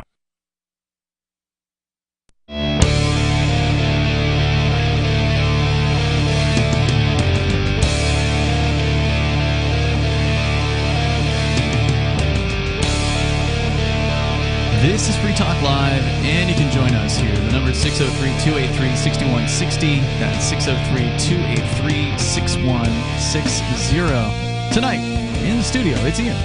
Nobody. And Conan. And don't forget, you can join us online over at freetalklive.com. The features are free. If you want to sign up for, or it's not really signing up, it's just a copying of a link. If you want to follow our podcast, you go to feeds.freetalklive.com, and we have a few different RSS feed links there. There's the main one that's got everything that we put out.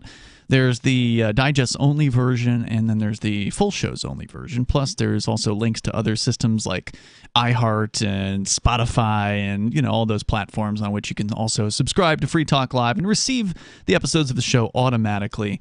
And that way it's super convenient to get them as they're released. You don't even have to bother to click and download anything. Just get it set up. Just go to feeds.freetalklive.com. We go to your phone calls and thoughts. Tom calling in California. Tom, you're on Free Talk Live. Yeah, I was intrigued. I was listening to you talking about setting up a community down in Honduras. And my experience in Mexico, I was in jail a few times. Just for a couple of days, a disorderly conduct type charge. And there's a dirty, filthy society you don't want to get arrested down there. And so if you set up a community on a little island, what happens if someone dies or someone gets accused of a crime? Immediately the authorities are going to come into your society. That's what I'm Yeah, so you got kind of a wobbly sounding phone line there. But when I heard you say you got arrested a couple times in Mexico and did not have a good time in the Mexican so-called justice system, and your concern is regarding, it's not my plan, it's Mark Edge. He's one of our co-hosts here, and he's not on the show tonight, although I'm sure we'll hear no end of it from him when he's at PorcFest. Yeah, and I don't know if he's talking about an island. He was basically talking about setting up right in the middle of an already established city. No, Conan. No, okay, this is a new scheme that I'm not familiar with. He's like the Wile E. Coyote of Liberty. The current the current thing he's got cooked up, there's two places now. There's an island location, like on a beach, and a low population island with like 5,000 people. And then there's a mainland mountain setup that he's into as well. And his idea is to just, get some freedom-loving people, and hopefully the government will leave them alone if they pay them off, basically, as I understand it, Tom.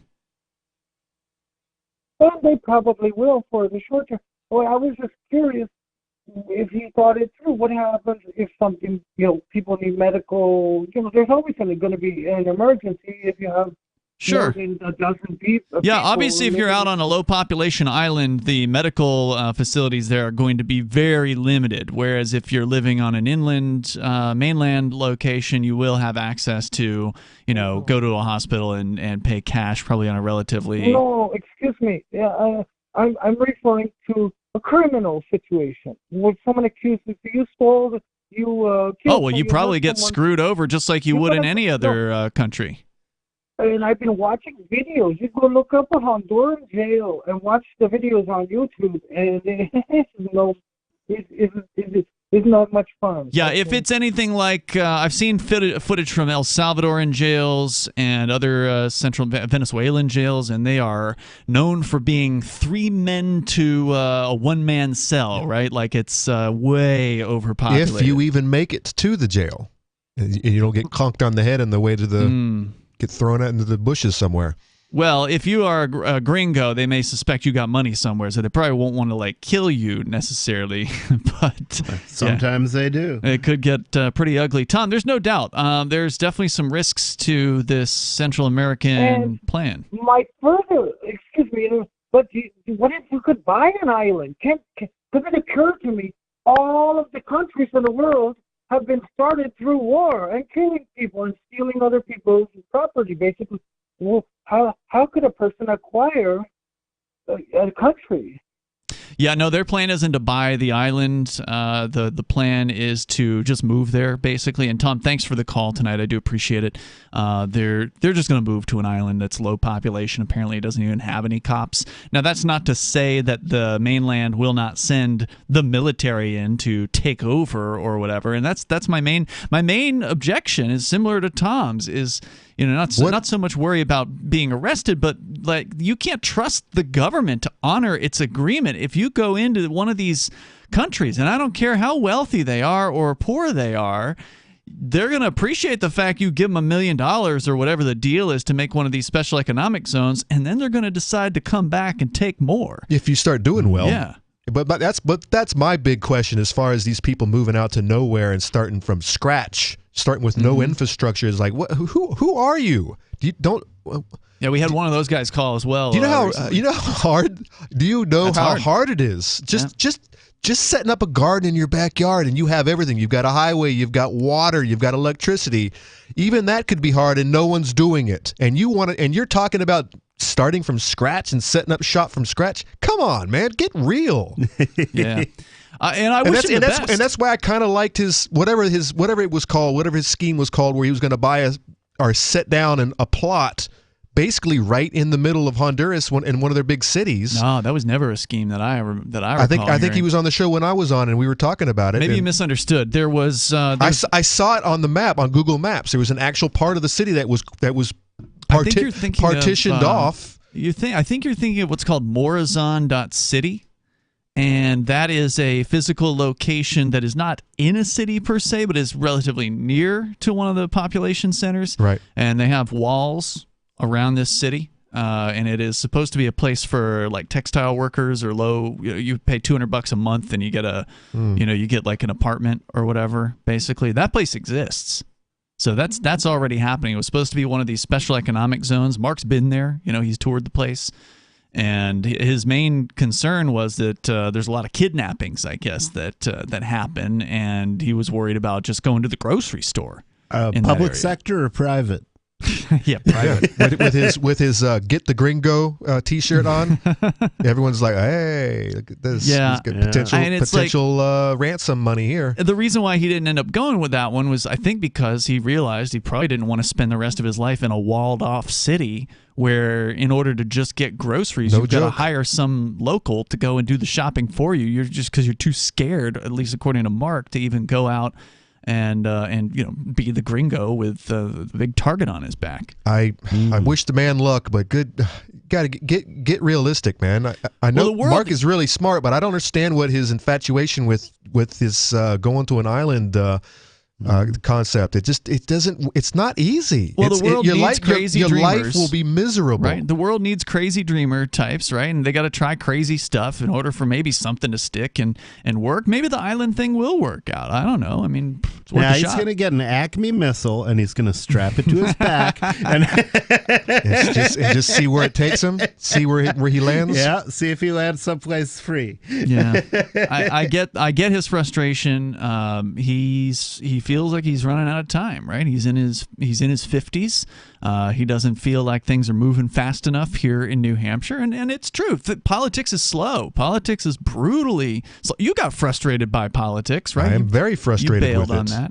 that. So he got frustrated by that too, even though he didn't run for office like. But we you have did. a lot more people in this state than we did 10 years ago when I first moved here. There's record numbers showing up. 2021 was a record year for movers because of the Free State Project, and I suspect 2022 is going to top it. We're not even through half the year quite yet at this point, but I think 2022 is going to kill 2021's numbers. Good. And 2021's numbers for the Free State Project were a good portion. I think it was like 1/10 of all migrants to New Hampshire were Free Staters. Wow. I think that's the case, roughly 1/10, maybe a little more, maybe a little less, but that's pretty impressive. And so, if you really want to see a successful migration, we've got 20 years into this one. As of 2003, that was when New Hampshire was chosen. So it'll be 20 years coming up here in about a year or so. I don't know what he's trying to do either. He'd be lucky if he had our numbers after 20 years. Well, he doesn't need the same numbers because he's going into a smaller population. So, on an island. The population of Honduras. Well, but the island itself is like 4,000 or 5,000. There's more coming up here. This is Free Talk Live. Are you about to meet the media? If you're about to be interviewed, do their homework for them.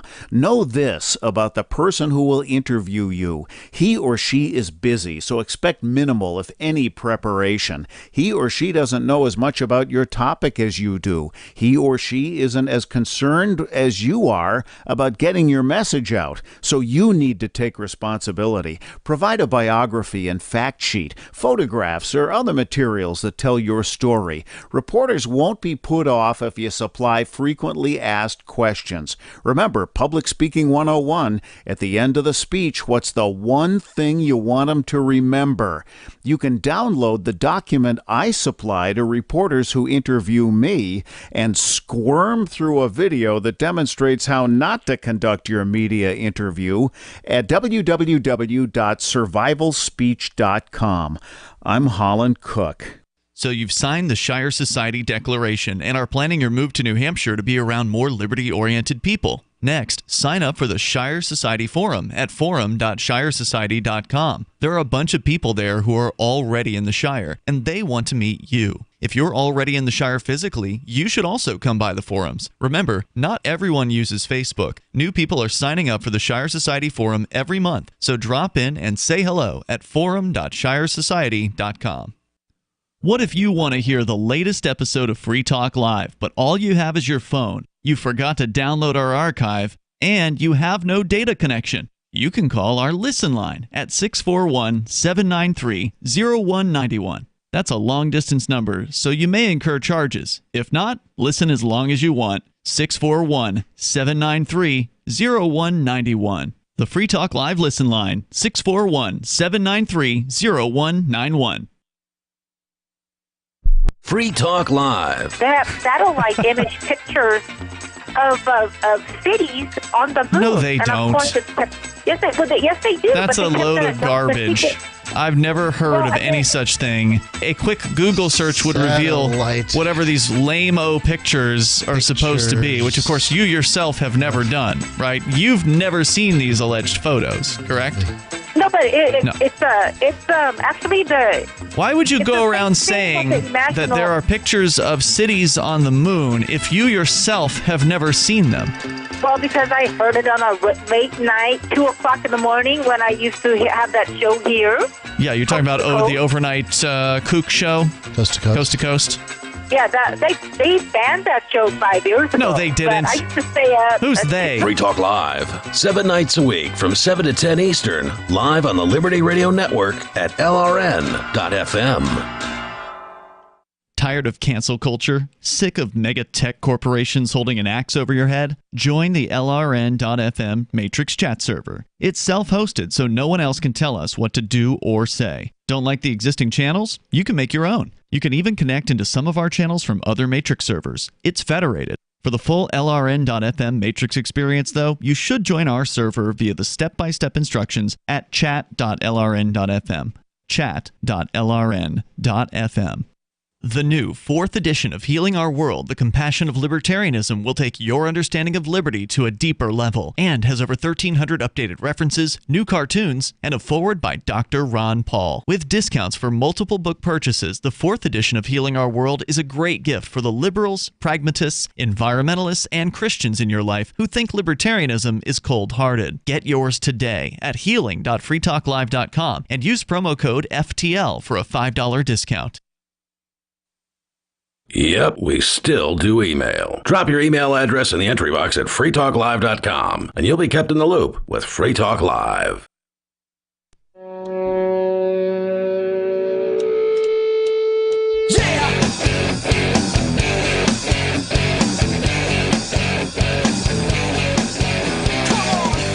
This is Free Talk Live. Ian Nobody and Conan here in the studio. Maybe enough time for you if you get on the lines right now at 603-283-6160. That's 603-283-6160. You can join us online anytime you want. Just go to freetalklive.com. And you'll be able to join us in real life this week. We'll be at the Porcupine Freedom Festival, and then the next week at ForkFest. You can go to forkfest.party to learn more about the open source, decentralized libertarian camping event that happens at the very same place as PorkFest. PorkFest is sold out, so if you don't have your tickets yet, well, good luck. But ForkFest, of course, doesn't have tickets, so forkfest.party is where you can go to learn more. We're going to go to the phones here. Kadu is on the line in Connecticut. You're on Free Talk Live. Go ahead, Kadu. Hey, before I ask my actual question, I want to make fun of Ian real quick. Ian, how many nights a week do you work? Do I work? Like, on the radio show? It depends on who's going to be on and who's not. So last week, Mark sat in a couple times, and normally he's not around. So I'm usually here like 5 nights a week. Oh, okay. I thought it was 6 because I was just going to make fun of you. At one time. I was just going to make fun of you jokingly because I heard you call into the show the other night. I'm like, damn, this dude works like 6 nights a week. And what does he do on his off day that he gives himself for his what does he do on his off day that he gives himself for his mental health so he can stay sane? This is what keeps him mentally healthy. He says tonight on my off day I've given myself so I can stay sane. I'm going to call into Free Talk Live. Yeah, you're talking about the Wednesday show last week with the ladies on it. I was listening to the whole show that night. I don't always, but I sometimes do. 6 days shall thou work and do all that you're able. The 7th the same, and pound on the table. All right, what were you really calling about? Yeah, I'm just playing with you. The real question was for the AMPS program.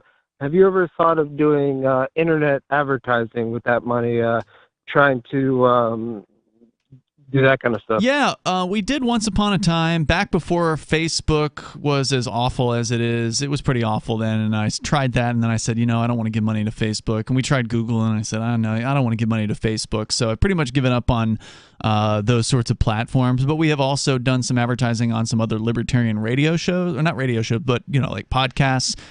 Sovereign Tech, for instance, who used to be on this show, Brian Sovereign, who's a Free Stater, does a great tech-oriented podcast. We've been advertising on his show for the last maybe 2 or 3 years. So the answer is yes. And if you have any ideas as to what we should do, feel free to email them to me. Kadu, thank you for the call tonight. Definitely want to make sure Conan gets to the topic.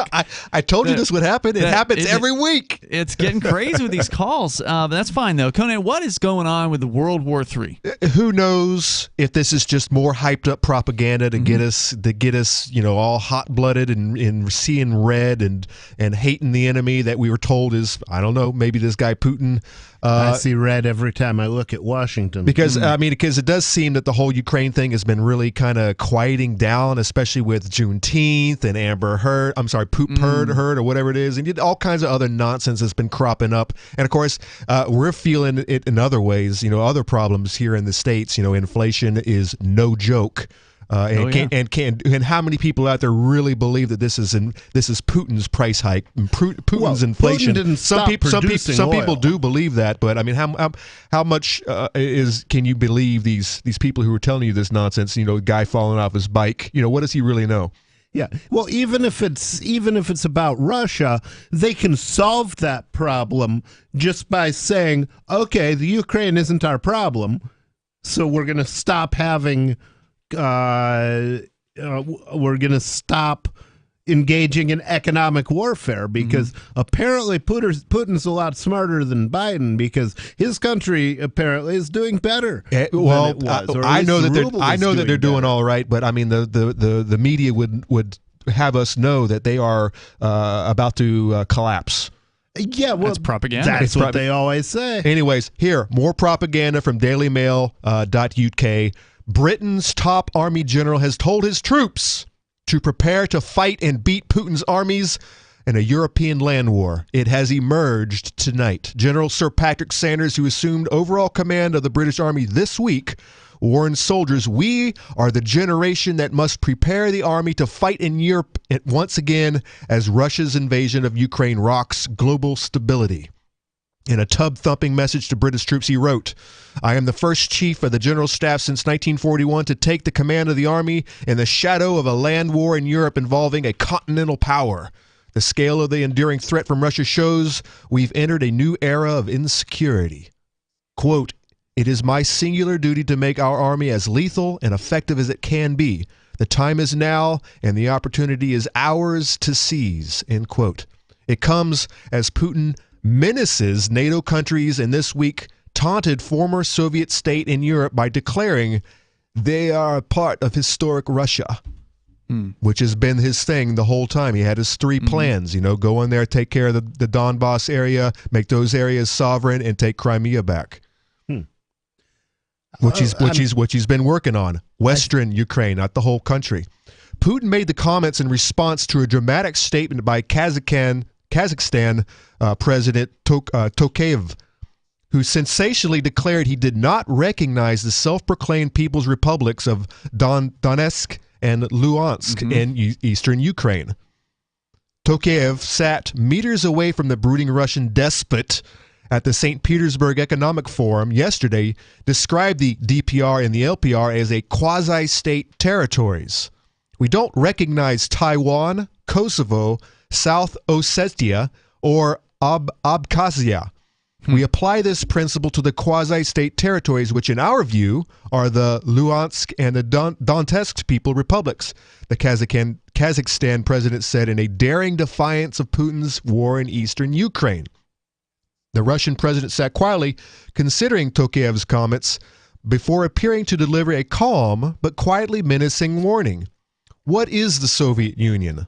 Putin asked rhetorically. This is historic Russia. And I like how they said that somehow that's menacing. He said quietly, menacingly quiet. I don't know. He went on to paint Kazakhstan as a nation friendly to Russia, but quickly added the same thing could have happened with Ukraine, but they wouldn't be our allies. Maximilian Hies, a fellow of the Foreign Policy Research Institute, told The Telegraph that Putin's retort to Tokayev was a clear threat and argued that Tokayev was reliant on Russian support following widespread riots in Kazakhstan in January, which were only quelled with the help of Russian paratroopers operating under the Collective Security Treaty Organization. Who sends in paratroopers to deal with a riot? I guess it depends on how big the riot is. And I guess it depends on what this president asked for. I mean, he asked for help, and I guess they either sent what he asked for or went overboard. Who knows? Well, where was the mention of World War III? Did I miss that? Did you already mention? The top general that was just put in charge this week. And the of course, UK guy. UK. Did he say World War III in the actual comments?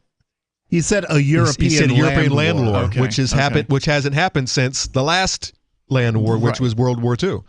And of course, later on in this article, let's see, Boris is introduced and has some comments. Of course, he's been going down there and meeting wag the dog, wag the tail, Vladimir Zelensky, Zelensky, the comedian, the actor. Yeah. And I think he mentions some World War III, but they can't really say World War III, of course, can they? They can't really. Of course, because they're the bad guys. But as far as they said it in their own propaganda. As far as all these countries that are committing proxy war, They can't actually say it. They can send the money and they can send the resources and they can go shake hands with the actor, the comedian, but I don't think they can actually say World War III yet. But I think that, as I mentioned in the opening, this is more saber rattling. It's more getting us prepared for what might come. This is a brand new general, and the military-industrial complex sure wants this to happen. They love it. They got to send all the old munitions to Ukraine with no batteries, broke stuff, so that they can start building and creating new munitions that they can sell to whoever. Meanwhile, whoever has the money. You mentioned the ruble's doing real well. It is at a 7-year high compared to the dollar just recently. So doing much better than it did prior to the invasion. I believe it. Yeah. All right, so we are out of time for tonight. If you didn't get in, then apologies. You probably will not be able to call tomorrow unless something goes drastically wrong from the Porcupine Freedom Festival. We are expecting to be in recorded format for the next number of days. It's possible once Mark leaves from the campground. What does that mean, recorded format? Meaning we record the show when we are at the Porcupine Freedom Festival, because it's just easier to do that way. It's easier to get guests to come in. It gives us way more flexibility. If you could do it in the middle of the day. Talk Dead. Yeah, we do it in the middle of the middle of the day, and then we wrap it up by like 4 o'clock in the afternoon, and then the recorded show just airs on the air. So probably not going to take any calls the next several days here on Free Talk Live, but stay tuned.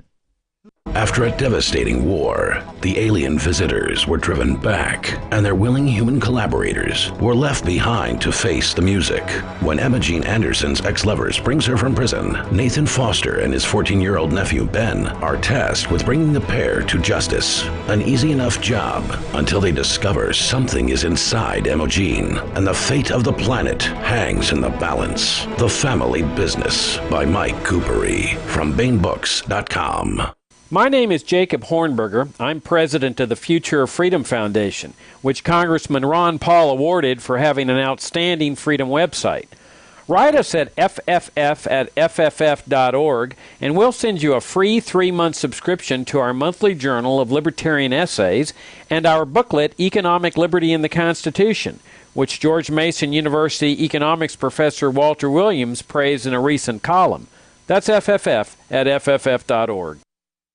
I'm a little obsessed with My Magic Mud. Several years ago, I met Jessica Armand, the founder and CEO of My Magic Mud, and I didn't even know my teeth were coffee stained. A week's worth of use convinced me, and now I use it every 3 or 4 days. It's clinically proven to whiten teeth, and I think it cleans better too. My Magic Mud's available at most local health food stores, Sprouts, Natural Grocers, CVS, Walmart's Natural Beauty Aisle, but I can get it for you for 20% off with coupon code FTL20 at mymagicmud.com. FTL20 mymagicmud.com. If you want to know the latest about Free Talk Live before we go on the air, all you need to decide is how you want it delivered. It's your choice. Visit news.freetalklive.com to receive our usually weekly news updates by email. Plus, we have a Twitter account at twitter.freetalklive.com, and you can follow us on the decentralized Mastodon platform at toot.freetalklive.com. So please follow us at toot.freetalklive.com and sign up for our emails at news.freetalklive.com. This is the Liberty Radio Network, broadcasting the latest liberty-oriented audio content 24 hours a day at LRN.FM. Israel is heading to the polls for the 5th time in under 4 years after the coalition government broke down and moved to dissolve parliament. An election could come as early as October. Current Prime Minister Naftali Bennett is stepping aside, likely next week, in a previously arranged agreement allowing Yair Lapid to take charge. The United Nations warns that refugees around the world may see food rations cut due to rising prices. Marking World Refugee Day, the UN now estimates that 100 million people have been forced to flee their homes. As FSN's William Denslow reports from New York. In a statement, the UN's High Commissioner for Refugees, Filippo Grandi, said that World Refugee Day is meant to be a celebration of human spirit and fortitude. But faced with the war in Ukraine and continuing emergencies such as in Afghanistan, Myanmar and Ethiopia,